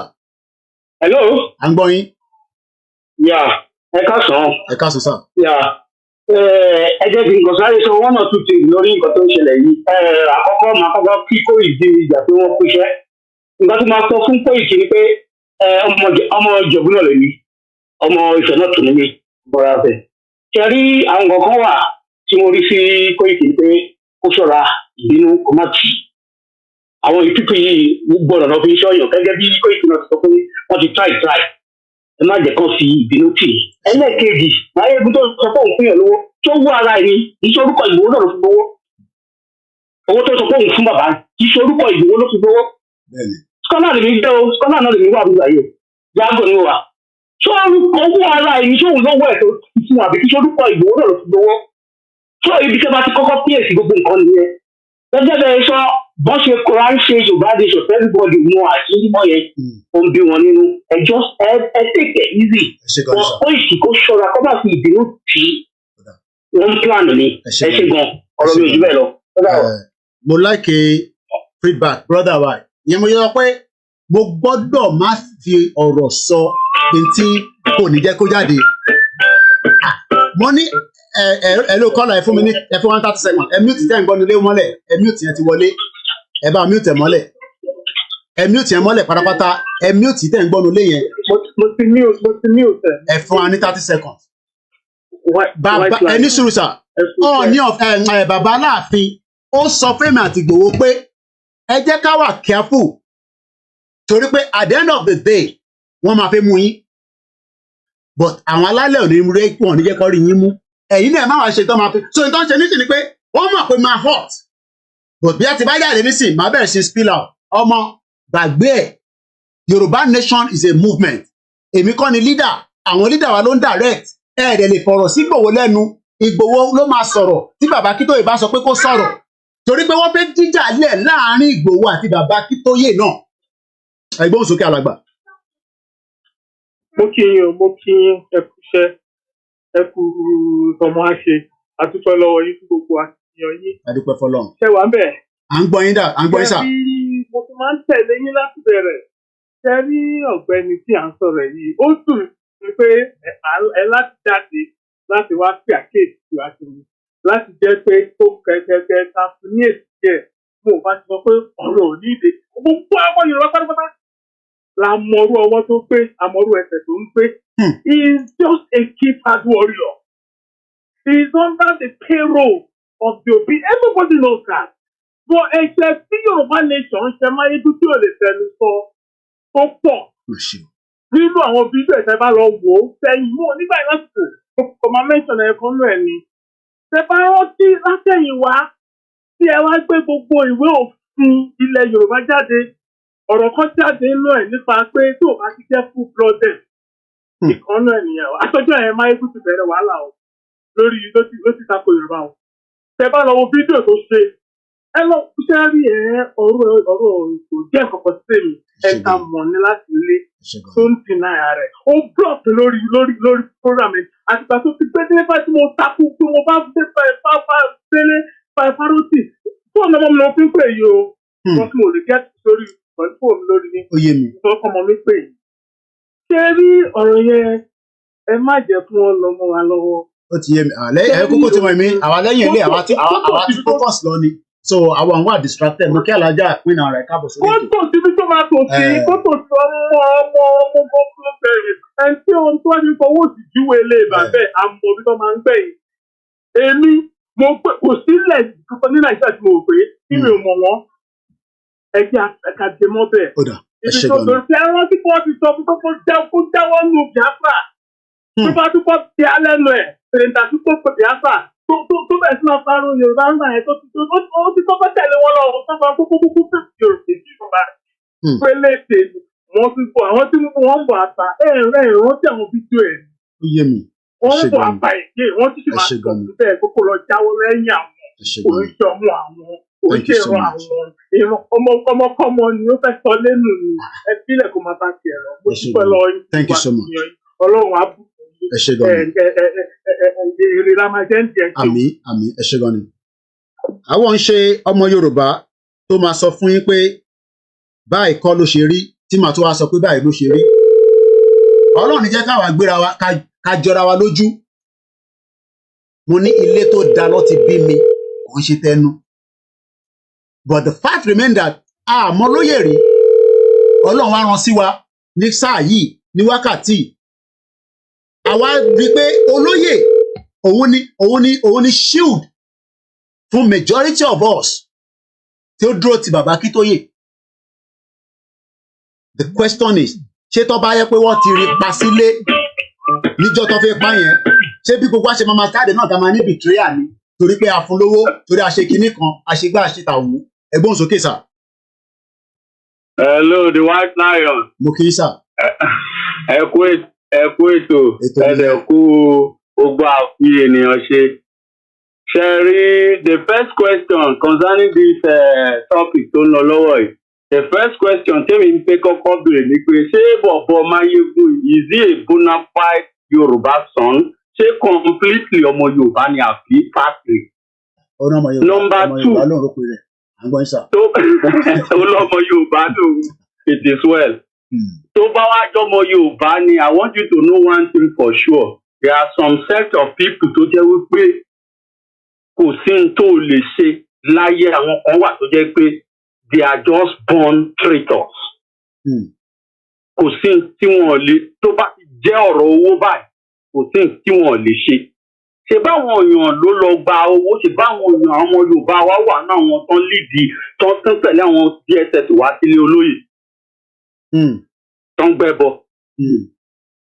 So àwọn kan wà láyé tó jẹ́ pé there is nothing you can do about them without bearing that. Ẹni sùúrù princess. Prince yẹn kan sọ pé ní I am in support pé gbogbo ètò tó ń ṣe fún Máyégún láti kó ìkípe ètò ní. Ẹ ní sóríire ó máa ṣe bẹ́ẹ̀ mọ́. Máyégún is a betrayer, kò ní dá fún gbogbo yín. Èmi ni mo fún ní go ahead kó lọ raise owó fún Igboho. Without me, he would never have done so. Ẹ ní sóríire. Idiot. Igboho was a little bit skeptical. Èmi mo sọ fún olóyè pé ètò ọmọ kan náà tájọ́ ń ṣe gbóni ní Máyégún ní bẹ́ẹ̀ gospel plan. Ẹ fún ní go ahead now. Coordinator tẹ bá ti sọ pé ó wà okay. Ẹ padà kẹ́ sọ fún pé ó wà okay. And the next ọjọ́ tó ní fẹ́ raise owó yẹn, ìjọ yẹn ló pe Koiki Media. Ìjọ yẹn ni mo fún ní authorization pé go ahead. Mo connected pẹ̀lú Igboho ṣá. Ó wá jáde ní sọ̀nsọ̀ gàjàgàjà nípa Igboho. Ìyẹn kan wá sọ pé wọ́n ń bu lórí Koiki Media. Ẹ ní sóríire gbogbo ìtẹ̀ wà níbẹ̀ yẹn. Tẹ́ ẹ̀ support ẹ̀. Ẹ ní kúre Koiki ló sọ̀rọ̀. You no go better for every one of you. Ọmọ Igbo tó bá wà níbẹ̀, you no go better for you. One bastard every one of you there. Koiki lèmi jẹ́. Ẹ̀gbọ́n sókè. Don't mind them. Sẹ́ẹ̀rì, okay, these few days nígbà tí olóyè wọ̀lú, these few days tí máa yẹn wọ̀lú, he made a statement tó lè convince any reasonable Yorùbá sons and daughters. Máa yẹn dẹ̀ dúró sí ìta báyìí as he came in nígbà kan dé ìmẹ̀kọ. Ó dẹ̀ swear. The man sworn ó ní tóun bá gba owó ní ọwọ́ olóṣèlú kankan. Ó ní kọ́lọ́ ń gbẹ̀mí òun. Tó tẹ̀ necessary. Tó yẹ kó lè máa jáde kó máa ṣépè fún rẹ̀. On top waiting. Kí ló ṣẹlẹ̀ gangan? Ẹ lọ fẹ́ pọn Gani Adams náà. Tẹ̀bí Gani Adams ní ààrẹ ọ̀nà kakanfò. Kí ló dé tó ṣe ní tó lè ṣe fún wa? Olórí burúkú ni wọ́n. Ó ní tó bá di ọ̀la tó bá kú ọ̀la pé kóun denounce Yorùbá nation pé kọ́lọ́ ń pa òun lónìí. What else do we need from this man? Secondly, tí bọ̀bọ̀ yẹn, the reason tí mo fi bèrè pé ṣé ọmọ Yorùbá gidi ni bọ̀bọ̀ yẹn ni wípé ó lóun fún bàbá Akíntóyè lówó is a bastard. Tó bá ń gbọ́ níbikíbi tó bá wà, it's a bastard. Ara ń ta wọn kó mo jáde pẹ̀lú ẹ̀. Ara ń ta gbogbo wọn. Koiki lele, voice Koiki ló ń sọ̀rọ̀. You no go better for every one of you. Máyégún, you no go better for you. You must suffer. You no go better for you. Koiki ló ń sọ̀rọ̀. Mo dúró tán lórí Yorùbá nation. Mo dẹ́bi ni last man standing.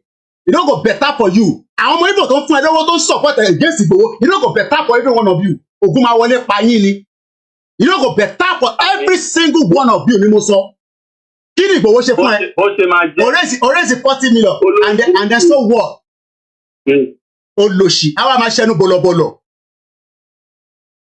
Koiki. Tọ́ba bíbà bẹ́ẹ̀ dá ra tíkẹ̀ kájọ padà sí Nàìjíríà. Tó bá dẹ́pọ̀ ọkùnrin nìwọ ra tíkẹ̀ máa wá sí Scotland kájọ padà sí Nàìjíríà. You no go better for you. Jókòó sórí social media. Olórí burúkú ta ló mọ bàbá ẹ̀ níjẹ̀bú òde. Ta ni bàbá ẹ̀ níjẹ̀bú òde Máyégún? Ta tani bàbá ẹ ní Ìjẹ̀bú Òde Ọmọ́táyọ̀ Alhaji Koiki number 34 54th street níjẹ̀bú Òde who be your father for Ìjẹ̀bú Òde tí bàbá tí wọ́n bá ń sọ̀rọ̀ bàbá ẹ̀ ò gbọ́dọ̀ jáde kó sọ̀rọ̀ tí Koiki bá ń sọ̀rọ̀ Máyégún bàbá ẹ̀ ò gbọ́dọ̀ sọ̀rọ̀ tí bá ń sọ̀rọ̀ ò gbọ́dọ̀ sọ̀rọ̀ mo jọ ẹ lọ́jọ́ rí with every fucking thing it no go better for you ẹ lọ sọ fún bẹ́ẹ̀ pé mo sọ bẹ́ẹ̀ lórí program mi it no go better for you tani bàbá ẹ̀ who be your father for Ìjẹ̀bú Òde torí pé wọ UK tó bá wọ UK tán kí ló what the fuck ló wà ní UK kí ló wà ní UK táwọn màmá ti wá tó fi ń ta yín lọ́jọ́ ọ̀la tó fi ń ta yín nígbà tí màmá tẹ ò lè jáde nínú Nàìjíríà 23 countries my mother have been to 23 countries màmá mi ṣe dé láti Benin Republic ni kò ní dáa fún ẹ ojókòó rẹ̀ kórí screen láti fẹ́ gba Yorùbá nation ni it no go better for you mo pè é gbowó lọ́wọ́ ẹ̀rí ni àwọn lòṣì it no go better for any one of you wey dey on that show Koiki wà lórí live pẹ̀lú ẹ ní tó bá fẹ́ ṣe ni kò sọ it no go better for you olórí burúkú ọmọ àlè ẹgbẹ́ òsókè ẹ má bínú brother mi. bàbá mo máa ń gbàdúrà ẹ ọmọ ìyá mi bàbá Akíntóyè is a 90 years old man kò sí ní ìlú ẹ kò sí ní Nàìjíríà bá ti ń sọ yìí all in the name of this struggle that animal olóhùn fún bàbá Akíntóyè kò ní jèrè láyé kò ní jèrè ní gbogbo tó bá ń ṣe láyé at the age of ní èjì bàbá yẹn tó yẹ kí bàbá yẹn máa ti kò tó yẹ kó jẹ́ ẹni tó ń ṣe ìsáǹsákiri all in the name of pé bàbá yìí ń fight fún àwọn ìran Yorùbá bàbá yẹn ó wà ní outside country now kò sí ní ilé ẹ̀ tí bàbá yẹn bá wà lù wọ́n ti pa. tipẹ́tipẹ́. olórí burúkú ọmọ àlè is a bastard so there is mo ti lọ kọ́mẹ́ǹtì síbẹ̀ ó blọ́ọ̀kì mi bomb bastard ni ọmọkùnrin lẹ́mí èmi dúró dáadáa ni ọmọ dúró dáadáa pẹ̀lú Jésù Kristi kò dẹ̀ dúró pẹ̀lú ànábì ẹ sọ fún pé mo tún kọ́mẹ́ǹtì kó lè mọ̀ kọ́ mọ́kọ́ lè ní ọmọkọ gidi ni mí mo ti lọ kọ́mẹ́ǹtì síbẹ̀ fún pé bomb bastard ni bomb bastard ó blọ́ọ̀kì mi bomb bastard bomb bastard ni bomb bastard ni ẹ olórí burúkú tó bá sàṣẹ ogun tí o lè ràn wá àwa dúró tán lẹ́yìn ilé àwa ń báṣẹ́ lọ ẹ má wọrí pé focus ẹ jẹ́ ká parí program ká ná kẹ̀délẹ̀ kó lè wà ní rẹ́kọ̀ pé a jáde fún Tani Máyégún tá fẹ́ máa bẹ̀rù Tani Máyégún tá fẹ́ máa bẹ̀rù wọ́n pé gbogbo ọmọ Yorùbá Tani Máyégún tá fẹ́ máa bẹ̀rù wúbi Máyégún ta ló ẹ bèrè pé ta ló mọ̀ níjẹ̀bú Òde ẹ lọ kọ̀ǹfàmù bàbá tó bí Koiki Media níjẹ̀bú Òde ní Fìdíkọ̀tẹ̀ kò ní dá fún gbogbo yín ṣé torí pé gbogbo àjọ wà lórí social media abẹ́ ń ṣe eré. is a useless human being bàbá mi ẹ máa bẹ́ tó bọ̀jà ẹ̀jẹ̀ fún àlùmí láàyè. a ní pẹ́ parí ètò yẹn ẹ jẹ́ ń gbé grandma ẹ má bínú èèyàn wa ta ló mọ kò rẹ̀ torí gbogbo àjọ wà lábroad àjọ ń wọ jíìsì káàkiri àwọn afẹ́mọ̀ ẹgbàá ara wọn kò ní dá fún ẹ. ẹgbọ́n sókè. mo wà pẹ̀lú ìsà. mo mọ̀ pé wà pa ẹ má yẹ kí n yín láti jù ṣẹ́rí ọ̀rọ̀ Máyégún ẹ wò mi ò mọ̀ mú ilé sọ̀rọ̀ yẹn fún yín very very brief ṣẹ́rẹ́ nìyẹn èmi mọ̀ wípé ẹni tó bá ń dalẹ̀ ó máa mọ̀ lọ́kàn ara ẹ̀ pé òun ń dalẹ̀ o nínú ọkàn ẹ̀ mọ̀ ó máa prick mind ẹ̀ pé kò tí mo ṣe òun dalẹ̀ ẹ jẹ́ kí gbẹgbẹ́mú ẹ̀ tó ń yọ̀ tó ń ṣe yẹn ẹ jẹ́ kó continue. ọ̀rọ̀ mi yẹ ẹ mẹ́rin kó jẹ́ ká lu ìgbà ẹ̀kọ́. ó gbọ́dọ̀ wà ní rẹ́kọ̀dì gbogbo eré tá à ń ṣe lẹ́yìn ilé àwọn báṣẹ́ lọ topic wà tá à ń treat lójoojúmọ́ àwa focus nínú Yorùbá ṣe máa bọ́ nínú wàhálà Igbo ní problem pẹ̀lú wa a ní problem pẹ̀lú wọn kọ́ máa lọ kọ́ bá ti wa lọ mo ti sọ yẹn tẹ́lẹ̀ a máa fingerprint gbogbo Igbo tó bá ń bẹ nílẹ̀ Yorùbá lọ́jọ́ iwájú ni tó bẹ́ẹ̀ ni mo sọ ní tó bá mú Britain fingerprint èmi a gbọ́dọ̀ fingerprint gbogbo yín a máa facial fingerprint yín gbogbo ẹ̀ la máa ṣe. everybody máa identify ìdílé tó ti wá kó tó fingerprint. Yorùbá nation sọ̀rọ̀ eré ọ̀nà wa ọ̀nà mi wà under pressure èmi ò sí under pressure mo dúró tán dáadáa kò sí ìkọ̀kọ̀ tó mú mi ìyàwó mi ti lọ síbi iṣẹ́ àwọn ọmọ wà nílé bíbà kí ló kí ni pressure ó jáde ó sọ pé olóyè Ìgbòho pé betrayal ni. òun ló sọ bí. ẹ ṣe gan ni ẹja pẹ́lú mi láì dúró àsìkò ẹ ṣe gan ni. very briefly. Ẹ má yẹ kó jẹ́ ká lose. No. Record ilé la kò fi play out. Ó gbọ́dọ̀ wà ní record pé Koiki jáde fún ẹni tó ń pè ní Máyégún ní UK. Ó mọ̀ ṣẹ́rí nǹkan tó ṣe yẹ àwọn ọmọ Ìgbò tó pàdé àpòpọ̀ ọmọ yẹn ibi tó ti ń rówó nìyẹn oníjẹkújẹ èèyàn ni. Torí by the time tó ti ń derail I called him on several occasions. Olùsíní kò ní dá iná. Ọ̀nà ọ̀dẹ̀ ẹ̀rọ kan mi. Olùsíní. Wọ́n pè pé pé you are working toward the world. O máa larí mọ́ gírí o. What you are doing the wrong route ló ń lò. No. Nínú àwọn fáwọn ó make a public bẹ̀rẹ̀ sí i. Okay, let's see. Fẹ́lẹ̀ mi láyé ìjà rẹ̀ gbọ́dọ̀ mi ẹ má bínú lórí àsìkò ni ẹ̀tí àsìkò ẹ má bínú ẹjọ́ torí mo fẹ́ gbà àwọn 2 or 3 more call. Gbogbo apádà náà láti máa dá sí i ẹ má dá sí i. Èmi ò ní jẹ́ kí tọ̀tọ̀ mo gbọ́ yín sà. Gbogbo tẹ̀ ti sọ pádà ni mo ti gbọ́ wàhálà. Gbogbo tó ní kálukú ti sọ ẹ ṣe gan ni. Mo gbọ́. Èmi àti ìmọ̀ àwọn àmì bì nígbà tí tó bá run straight to the wall. Bẹ́ẹ̀ni. Gbogbo wọn máa padà wálé náà lọ máa bẹ̀bẹ̀ ní tó máa ń ṣẹlẹ̀ náà nìyẹn. Gbogbo wọn máa tó wá padà wọn máa bẹ̀bẹ̀. Ọ̀dàlẹ̀ yan ni. Bẹ́ẹ̀ni, ẹ ṣe gan ni sir. Torí àsìkò ni ẹ má bínú, torí àsìkò ọmọ mi gbọ́dọ̀ like I said ó gbọ́dọ̀ ṣe lẹ́sìn ní bíbà mo rẹ̀ bẹ́. Gbogbo ẹni tó bá wá bíbà tẹ́ bá sọ pé Máyégún lẹ̀ ń tẹ̀lé tẹ̀dẹ̀ ń tẹ̀lé Máyégún tèmi náà ń tẹ̀lé tí mò ń gbọ́ nínú ilé mi tó dẹ̀ ń bó lóye tẹ́ bá wá sí bíbà tẹ́ bá wá sọ ẹni tì kò ní da fún gbogbo yín ni mo sọ. Alalẹ́ ni mò ń gbọ́ Máyégún nínú ilé mi bíbà ó ń sanwó fún mi ẹgbọ́n sókè.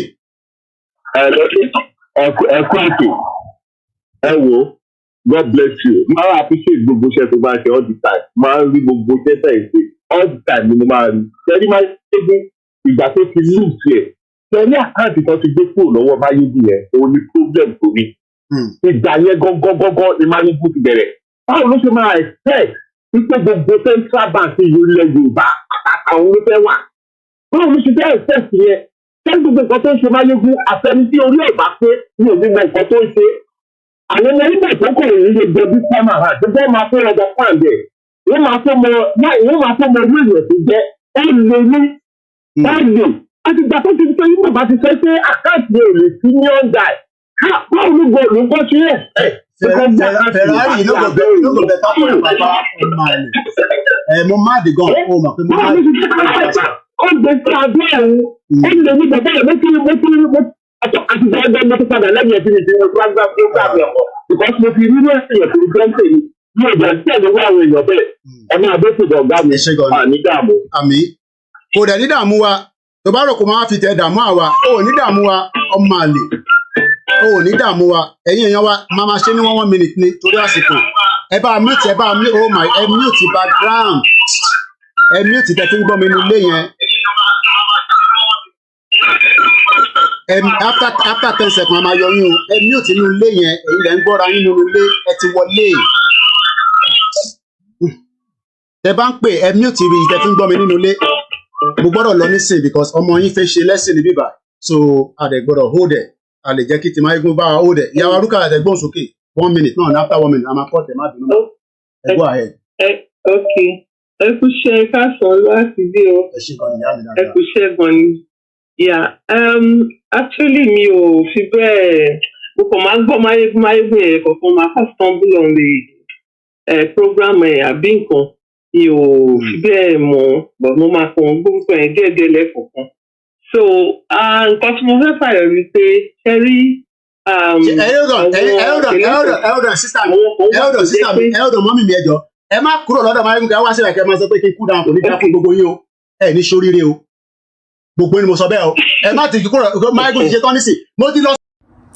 Yes ọ̀rọ̀ lẹ ti gbọ́ yẹn o látẹnu àwọn ẹni bí ẹni àwọn èèyàn bí èèyàn ọ̀rọ̀ ló ti bá wa sọ yẹn o akọ ń bá wa sọ abo ń bá wa sọ tó bá ń wà ká gbọ́ tó bá ń wà ká gbà tó bá ń wà ká gbọ́ tó bá ń wà ká gbà èyí tó bá ti tẹ́ wa lọ́rùn òun ni ká dìmọ̀ òun ni ká ṣe tó bá jẹ́ wípé ìyà ló tẹ́ wa lọ́rùn bisimilahi ká mọ̀ jẹ́ níṣò tó bá sì jẹ́ ìfọ̀kànbalẹ̀ ni ṣùgbọ́n mi á fi àsìkò yìí sọ fún yín wípé ìyà ò dá lára o gbogbo èyí tó jẹ́ pé ìyà lẹ́ ń jẹ láti jọ́ yìí tí ẹ̀ tí tọ́ adùn wò tẹ́ wá rò pé ìyà yẹn adùn ni fún yín mistake lẹ ṣe ẹ ti ẹ̀ gbìyànjú kẹ́yìn náà tọ́ ọlá wò kẹ́ bọ́ sípò ọlá ẹ mọ̀ wípé inú ìgbèkùn ni wọ́n sọ yín sí látọdún ẹ mọ̀ wípé yẹ kẹ́ ti kángárá yín kẹ́ fi location 9 sílẹ̀ bó ṣe jẹ́ nìyẹn ẹ̀yin ìyá mi ẹ̀yin bàbá mi ẹjọ́ torí ìtàn ọlọ́run ẹ túbọ̀ dì yín ṣe o iléeṣẹ́ Danari skin care ọlọ́run ò ní jẹ́ kí iléeṣẹ́ wọn jóná ọlọ́run ò ní jẹ́ kí iléeṣẹ́ wọn bàjẹ́ mo tún fàdìkò yìí mo fi dúpẹ́ lọ gbogbo èyí tẹ̀ra product àtẹ̀yìn tẹ̀sọ́ pé Lady K ẹ mà ṣe o fún ti product tẹ introduce sí wa o àìmọye èèyàn tó pè mí pé Lady K àgbára mi ti bàjẹ́ tó pẹ́lọpẹ́ product tí mo lò yìí ẹlòmíì snap body wọn sí mi àánú wọn ṣe mí ṣùgbọ́n nísìnyí body wọn ti mú yes gbogbo ẹ̀yin ìyá mi ẹ̀yin bàbá mi tí ẹ bá fẹ́ tún skin yín ṣe tẹ fẹ́ tún body yín ṣe ẹ̀yin ṣáà ti pè mí lórí WhatsApp number tẹ́ ẹ̀ wò lójú screen ọ̀kẹ́ text mi kí rọra ṣe kí ni kí n fún yín ní phone number iléeṣẹ́ Danari skin care ẹ gbọ́ kí n fún yín ní phone number iléeṣẹ́ Danari skin care ṣe rí tí ẹ bá pè wọ́n ní iléeṣẹ́ Danari skin care bẹ́ẹ̀ bá ṣe fẹ́ kó bá yín sọ bọ́dì yín dànù tẹ́ bá fẹ́ di òyìnbó ọ wà níkàlẹ̀ tẹ́ bá kàn fẹ́ ṣí gbogbo àwọn ibì kọ̀ọ̀kan tó bá dúdú lára yín tí ẹ like iléeṣẹ́ Danari skin care máa bá yín ṣe tó bá dẹ̀ jẹ́ wípé gbogbo skin yín lẹ fẹ́ tún ṣe láti òkè délẹ̀ wọ́n á bá yín ṣe tó bá jẹ́ pé dark knock ni wọ́n á ta body cream body soap tẹ́ máa lò wọ́n á ta fún yín tẹ́ máa fi ṣí gbogbo nǹkan tí ẹ fẹ́ ní àgọ́ ara yín yẹn tẹ́ máa fi ṣí dànù bákan náà tún wá ni gbogbo ẹ̀yin tó bá jẹ́ pé face nìkan lẹ fẹ́ treat wọ́n ní àwọn face soap tẹ́ lè lò lọ́lọ́kan òjọ̀kan wọ́n ní face cream lóríṣiríṣi èyí tẹ́ lè lò láti fi tún face yín ṣe òun ní méjèèjì tẹ́ wò lọ́wọ́ mi face cream ni kì í ṣe pé máa lo méjì papọ̀ nídà àti po kẹ́míkà pọ̀ oríṣi kan lẹ máa lò nǹkan tó jẹ́ kó pé méjì báyìí ni wípé wọ́n ní lóríṣiríṣi wọ́n ní téèyàn dúdú wọ́n ní téèyàn pupa wọ́n ní téèyàn tí ò dúdú tí ò pupa tó kọ̀ ra rí fẹ́rẹ́fẹ́ bí Lady K ṣe rí èyí tẹ́ bá ti fẹ́ òun ló máa tà fún yín wọ́n dẹ̀ ní oil tẹ́ lè lò náà láti fi ṣe kíni láti fi maintain skin yín wọ́n ní oil ẹ̀yin tẹ́ bá fẹ́ di òyìnbó ẹ̀yin tẹ́ fẹ́ mọ́ gbogbo ẹ̀ délẹ̀ tẹ́ fẹ́ kí gbogbo ẹ̀ kó mọ́ láti òkè délẹ̀ iléeṣẹ́ Danari skin care àwọn ni wọ́n ṣe wọ́n ní ọ́ìlì tẹ́ lè lò ẹlòmíì like àti lo oil gbogbo ẹ̀yin tó bá yẹ pé ọ́ìlì lẹ like láti lò ẹ pè mí kí n fún yín phone number iléeṣẹ́ Danari skin care ẹ̀yin tẹ́ bá need cleanser ẹ wò ó ti tèmi Lady K lélẹ̀ tí mò ń lò bó ṣe wà ìmọ̀ra maintain ní ẹ̀ ni kí mi kò fi ṣe kí ni kò fi dé sọ́dọ̀ mi very nice cleanser àtijọ́ tí mo ti dáyé tí mo ti lo cleanser mi ò rí cleanser tó dàbí titi iléeṣẹ́ Danari skin care bó ṣe wà ń sìn àtìgbà tí mo rí pé ó ti fẹ́ tán ṣe ẹ̀kan lọ́sẹ̀ ni mò ń lò ká ní cleanser mi ní tẹ́tí ń lò tí ẹ̀ wá lò lórí àárọ̀ àtàlẹ́ mọ́ bí ti tẹ́lẹ̀ face yẹn ti change òun nísìn láti bí 2 weeks nísìn mo dẹ̀ lò lẹ́ẹ̀kan lọ́sẹ̀ and look at the face bó ṣe wà ló wà ẹ má wo ti camera phone bó ṣe wà òun ló wà kò yí padà kò change iṣẹ́ tó ti ṣe síbẹ̀ òun náà ló wà ń bẹ̀ bó ṣe jẹ́ nìyẹn bákan náà dẹ̀ tún wá ní ẹ̀yin tó bá jẹ́ pé ọṣẹ ìwẹ̀ lásán lẹ́kọ̀ọ́ need ní time àti sọ wípé mo fẹ́ lọ para so ọṣẹ nìkan òun lẹ need láti máa fi ṣe kíni láti máa fi maintain skin yín ẹ̀yin náà gbá mi láago kí n fún yín ní phone number iléeṣẹ́ Danari skin care ọkùnrin lo product wọn obìnrin lò kò sẹ́ni tí ò lè lo product wọn kò dẹ̀ síbi tẹ́ bá wà ní gbogbo àgbáyé ní ìlú tí Ọlọ́run dá tí wọ́n ní bá yín send product yẹn sí kò sí country tí wọ́n kì í send ẹ̀ sí so ẹ pè mí kí n fún yín ní phone number wọn kẹ́ lè order fún titi yín ìlú UK ni wọ́n wà ẹ má kàn lọ pick any number lórí social media kẹ́ ní Lady K ti sọ wípé UK ló wà èrò pọ̀ tó ń produce cream ní ìlú UK o but iléeṣẹ́ Danari òun lèmi tí ń bá polówó láti 4 years àwọn náà dẹ̀ ṣì ni ẹyẹ méjì kì í jáṣà bákan náà tún wá ní gbogbo ẹ̀yin tẹ́ bá fẹ́ treat jẹ̀díjẹ̀dí ẹ̀yin tẹ́ fẹ́ lo ti manpower mo dúpẹ́ lọ́wọ́ gbogbo ẹ̀yin tẹ́ ra product titi wọn náà láti Amẹ́ríkà ẹ̀yin ará Amẹ́ríkà lẹ tẹ́ ń patronize wọn jù mo dúpẹ́ lọ́wọ́ gbogbo yín pátápátá àìsàn ò ní ṣe yín agara ò ní dá yín ẹ̀yin ti UK náà mo dúpẹ́ lọ́wọ́ yín ẹ̀yin ti Canada mo dúpẹ́ ẹ̀yin ti Germany àti bẹ́ẹ̀ bẹ́ẹ̀ lọ France Italy mo dúpẹ́ lọ́wọ́ gbogbo ẹ̀yin tẹ́ ń pè tẹ́ ń gba phone number wọn tẹ́ ń patronize wọn ní agbára Ọlọ́run ẹ̀ ní fi àìsàn lò gbà àìsàn ò ní ṣe yín kò ní ṣe nìkọ̀ọ̀kan wa gbogbo ẹ̀yin tẹ́ bá wá fẹ́ treat jẹ̀díjẹ̀dí ṣẹ́rí jẹ̀díjẹ̀dí a lot of things ló máa ń dá sàgbára jẹ̀díjẹ̀dí máa ń damages ó máa ń damage body ni èèyàn tí jẹ̀díjẹ̀dí bá ti yàn lẹ́nu tí ó bá tètè mójútó ó máa damage body ẹ̀ ó máa fún lóríṣiríṣi bí kò má lè nàwó bí kò má lè kákò bí kò má lè ṣe oríṣiríṣi àìsàn òun ló máa kọ́sì ságọ́ ara láti bẹ̀ lọ́nà á tún kọ́sì diabetes tó bá tún wá jẹ́ ọkùnrin ni á tún pa iléeṣẹ́ wọn iléeṣẹ́ ò ní gbérí mọ́ so fún ìdí èyí kí irú nǹkan bẹ́ẹ̀ yẹn má bàa ṣẹlẹ̀ sí yín ẹ ní ìdá tí máa lògùn jẹ̀díjẹ̀dí time to time pàápàá àwa tá wà lábroad gbogbo oúnjẹ wa mídìmídì ni tẹ́ bá jẹ àgbàdo ṣúgà ni èmi ò ríru ẹ̀rí mi ò ríru ẹ̀rí mo ra àgbàdo mo bá ní bẹ́ẹ̀ ni mo ra àgbàdo mo yan fúnra mi mo yan nínú oven ó wá ṣẹ́kù 3 days wàhálà àgbàdo dàbí ìbéèni tí mo ṣẹ̀ṣẹ̀ ṣe ibẹ̀ ni mo ti wá kásíkòpù pé wọ́n ti fi ṣúgà gbin àgbàdo yìí torí kò possible àgbàdo téèyàn yan fódìdí 3 days ìbéèni ìgbàdo olúwa gan pàápàá gan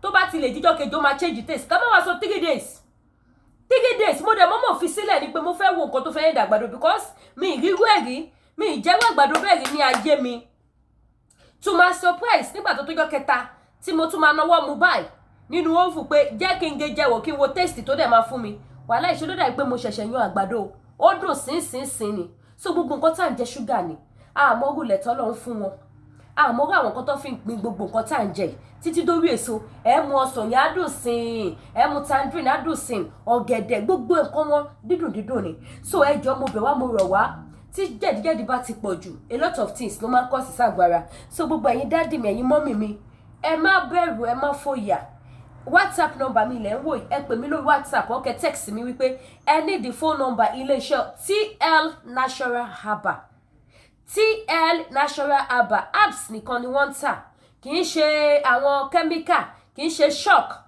agúnmu àtàgbóni either ẹ fẹ́ treat diabetes ẹ fẹ́ treat jẹ̀díjẹ̀dí ẹ fẹ́ treat nǹkan ọmọkùnrin tó kéré jọjọ orí ẹ̀ lọ àbí tí ò tiẹ̀ kéré ṣùgbọ́n tó jẹ́ wípé ọmọ gbẹjọ kó tó lè jàjà gbórí sókè ṣe aláwákúbá rẹ̀ kan aláwákúbá òun gan kò lè tẹ́kànlẹ̀ kó forí yẹn nọlẹ̀ dáadáa kó débi tó yẹ kó dé so wọ́n ní àgbo tẹ́ lè lò wọ́n ní àwọn àgúnmu tẹ́ lè lò tí gbogbo kíní yẹn tó máa ṣe kíní tó máa dohun gbàgbé ẹ̀yin tó bá wá jẹ́ wípé nǹkan ọmọkùnrin yín kéré jọjọ orí lọ ni wọ́n láwọn product tẹ́ máa lò láti fi boost nǹkan ọmọkùnrin yín kò ẹ̀ṣẹ̀ dìgbà tẹ́ bá ẹ̀ṣẹ̀ lọ ń pọ̀mpù ẹ̀ kò ẹ̀ṣẹ̀ dìgbà tẹ́ bá ẹ̀ṣẹ̀ ń lọ tọ́kì lọ ṣe nǹkan ọmọkùnrin yín kó tó tóbi kò ẹ̀ṣẹ̀ dìgbà tẹ́ bá ẹ̀ṣẹ̀ ń gun ní abẹ́rẹ́ kò ẹ̀ṣẹ̀ dìgbà tẹ́ bá lo oògùn kan bẹ́ẹ̀ yẹn ṣẹ́rí láti ìgbà tí aláyé ti dáyé ni Ọlọ́run ti kẹ́ wa ní ilẹ̀ kóòtù òjìrè fún ewé àti egbò tí ẹ bá lọ sí China lọ sí Turkey lọ sí àwọn so many country náà ewé àti egbò yìí ló ń lò ṣùgbọ́n àwa Yorùbá immunization ó ti jẹ́ ká gbàgbé nǹkan ta ní ilẹ̀ wa ẹ má bínú pẹ́jọ́ mi pọ̀ ẹ bá mi ṣí ẹ̀ mo fọlọ́run bá bẹ̀ yín immunization ó ti jẹ́ ká gbàgbé gbogbo ta ní ilẹ̀ wa Ọlọ́run bùkún ilẹ̀ wa àwa la fayọ̀ fọ́ ṣẹ́rí láyé àtijọ́ tí nǹkan bá kéré tó bá ti jẹ́ bí ẹran ara èèyàn ní tó fẹ́ boost agbó ló máa ṣe fọ́mọ náà tó máa mu ó máa tóbi wá ó máa wúwá ní bọ̀bọ̀ tó dẹ̀ máa wà òkè tó máa gbó ṣáṣáṣá bẹ́ẹ̀ náà ni nǹkan ọmọkùnrin tá à ń sọ nípa ẹ̀ tó bá ti kéré jọjọ orí lọ agbó wà tẹ́ máa lò tó máa bá yín ẹ̀ láàjẹ̀ tó máa fi tóbi tó dẹ̀ máa fi wà òkè so ẹ̀yin tẹ́ bá nídìí gbogbo àwọn nǹkan bẹ́ẹ̀ yẹn ẹ pè mí lórí WhatsApp number mi ọ̀kẹ́ text mi pé ẹ ní the phone number iléeṣẹ́ TL Natural Herbal máa send the phone number wọn sí yín ẹ pè wọ́n ẹ ṣe kí ni ẹ make order títí yín and I'm very sure wípé gbogbo ohun tẹ́ bá ti lò ní agbára Ọlọ́run tó dá ewé àti egbò ó máa bá yín lára mu bákan náà tún wá ní ẹ̀yin tẹ́ bá ní diabetes wọ́n ní oògùn diabetes tẹ́ lè lò àgúnmu náà ní omi àgbọn lẹ máa fi sóòkè ẹ lọ gbá research omi àgbọn lẹ máa lò láti fi sóòkè so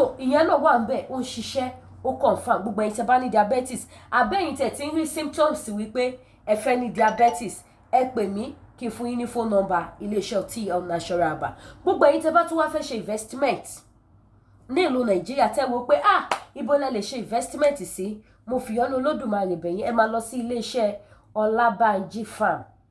Ọlábànjí farm ṣẹ́rí investment wọn 6 months lẹ́yìn máa gba gain yín 6 months ẹ máa gba gain yín kò wá sí iye tẹ́ bá fi ṣe investment sí ọ̀dọ̀ Ọlábànjí farm ọjọ́ tẹ́ bá ti sọ wípé ẹ ṣe business pẹ̀lú wọn mọ́ gbogbo owó tẹ́ fi invest pátápátá bí ìbá ti wù kó pọ̀ tó àbí kó kéré tó ó máa dá gbogbo owó yín padà fún yín investment wọn dẹ̀ bẹ̀rẹ̀ látòrí 500,000 ẹ̀yin tẹ́ bá ṣe investment 500,000 every 6 months ẹ máa gba 80,000 naira for good 2 years tí 2 years bá gbọ́dọ̀ mi sí pé máa gba 80,000 yẹn lẹ́ẹ̀mẹ́rin ṣe pé 500,000 yín ti fẹ́ pé so tí 2 years yẹn bá pé wọ́n á tún wá fún yín ní gbogbo 500,000 yín wọ́n á fún yín padà àfi tẹ́ bá tún sì fẹ́ continue ẹ máa tún sign another agreement pẹ̀lú wọn any country tẹ́ bá wà ẹ feel free ẹ fọkàn balẹ̀ ẹ ṣe investment pẹ̀lú iléeṣẹ́ Ọlábànjí farm wọ́n á send fọ́ọ̀mù sí yín ẹ máa sign ẹ̀ àwọn náà tọwọ́ bọ̀ ẹ ní copy lọ́wọ́ stamp iléeṣẹ́ wọn iléeṣẹ́ Ọlábànjí farm kò kéré nínú ayé gbàràgàdà ló wà ní ìlú Ìbàdàn wọ́n dẹ̀ ti ń ṣe tipẹ́tipẹ́ kì í ṣe iléeṣẹ́ tó ẹ̀ṣẹ̀ bẹ̀rẹ̀ lẹ́nìí kì í ṣe iléeṣẹ́ tó ẹ̀ṣẹ̀ bẹ̀rẹ̀ tí wọ́n mọ bí tó máa forí sọpọ́n sí. Iléeṣẹ́ Ọlábánjí ti wà more than 20 years. Ọlọ́run dẹ̀ ń bomirin iléeṣẹ́ yẹn, Ọlọ́run á túbọ̀ dẹ̀ máa bomirin. So gbogbo ẹ̀yin tẹ́ bá fẹ́ ṣe investment ẹ máa lọ sí iléeṣẹ́ Ọlábánjí farm. Ẹ̀yin tẹ́ bá need the phone number wọn, ẹ̀yin náà free ẹ text mi lórí WhatsApp. Ẹ kàn sọ fún wọn wípé láti ọ̀dọ̀ Lady K. Bó jẹ́ oògùn náà lẹ bá rà, ẹ ní láti ọ̀dọ̀ Lady K. Bó jẹ́ body cream náà ni, ẹ sọ fún wọn pé láti ọ̀dọ̀ Lady K. Bákan náà ẹ̀yin tẹ́ bá fẹ́ lo àwọn aṣọ fabric tó wà pa tó mú yes láti iléeṣẹ́ Unique.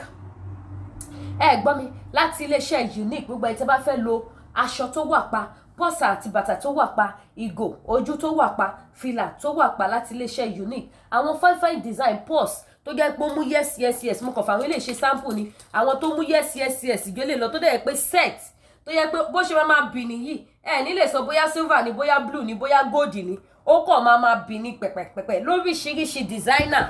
Òun ni wọ́n ní wọn lóríṣiríṣi ní bẹ́ẹ̀ bá ṣe fẹ́ sí ni.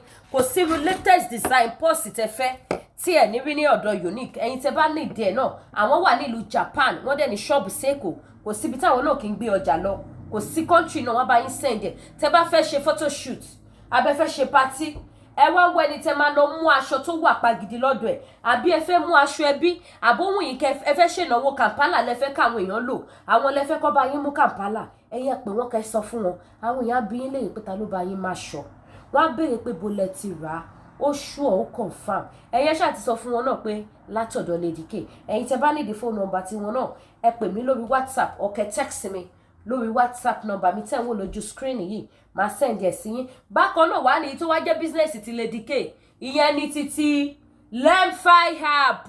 Ẹ ṣàánú ajé, ẹ wo ti Jésù mọ́ mi lára. Ẹ̀yin pohùn mi change ìgbà tó dé rí tọ̀dọ̀ mi. Ó ga wá ṣòótọ́ ni pé èèyàn má nífẹ̀ẹ́ ara ẹ̀jọ́ ọmọlàkejì lọ. Ó lẹ́tí kẹ́ mo ṣẹ̀mọ̀ lẹ́nìí ni ẹ má bínú. Ẹ jọ̀ọ́ ẹ lọ download Lemfi app, ojú òní tì yín. Gbogbo ẹ̀yin mọ́mì mẹ̀yin dádì mi tẹ́ wà ní diaspora, mo fi ọ́nà Olódùmarè bẹ̀yín. Ẹ jọ̀ọ́ ẹ wo tọ́lọ́ mọ́ mi lára, ẹ má wo tẹnu mi. Tọ́lọ́ ní kẹ́ wo torí mo mọ̀ pé wà mí ò da, ẹnu mi ò dẹ̀ da. Ẹ̀yin lẹ wá mọ̀ bóyá mo jọmọ dáadáa àbí mi ṣọmọ dáadáa. So alára mi ò gbọdọ̀ gbéraga ju wípé mi ò nice. Ẹ lọ bá mi download Lemfi app. Ẹ̀yin tí ẹ bá fẹ́ send owó sí any African country, ẹ lọ lo Lemfi app kẹ́ fi send owó yín. Ẹ lọ lo Lemfi app kẹ́ fi send owó yín. Ẹ mọ̀ pé rere ni Olúwa tí ẹ bá lo Lemfi app. Ṣẹ́rí Lemfi app tẹ́ bá ti download ẹ̀, ẹ máa fún ara yín máa rí àwọn exchange rate yẹn every blessed day. Bí exchange rate yẹn ṣe rí, ẹ máa rí níbẹ̀. Ṣẹ́rí tó bá ti wá di pé ẹ fẹ́ lò for the first time, ẹ̀yin tẹ́ bá wà l'Amẹ́ríkà, wọ́n máa fún yín ní $20. Ẹ̀yin tẹ́ wà ní Canada, wọ́n máa fún yín ní $30 bonus. Ẹ̀yin tẹ́ wà ní UK, wọ́n máa fún yín ní £10. Ẹ̀yin tẹ́ bá wà wípé yes ẹ ti download ẹ̀, ẹ ti lò but ẹ ti download ẹ̀ because mo ní list, a lot of list lórí app mi táwọn èèyàn ti download tí wọ́n ti lò. Ẹ jẹ́ bá mi complete, ibi ò ní pa yín, ìyà ò ní jẹ yín. Ẹ fi send owó, kémi náà lè rí nǹkan jẹ. Ẹ̀yin tẹ́ bá wá tútù ti lò ó ní titi yín, ẹ̀yin dẹ̀ tún bá mi introduce ẹ̀ sáwọn èèyàn. Ẹ jọ̀ọ́ mo bẹ̀ yín ni, ojú òní tí yẹn ní wọ́wọ́ tì, ìbànújẹ́ òní dé bá yín, iṣẹ́ yín òní díṣẹ́, ẹ ní ṣiṣẹ́ fáyé jẹ o. Ẹ wọ yín tó ṣẹ́gun sí ló máa jọbọ̀ ẹ̀ láṣẹ Èdùmàrè. So ẹ jọ̀ọ́ ẹ lọ bá mi download Lemfi app kẹ́ máa fi ṣẹ́ owó. Referral code mi tẹ́ máa wá lò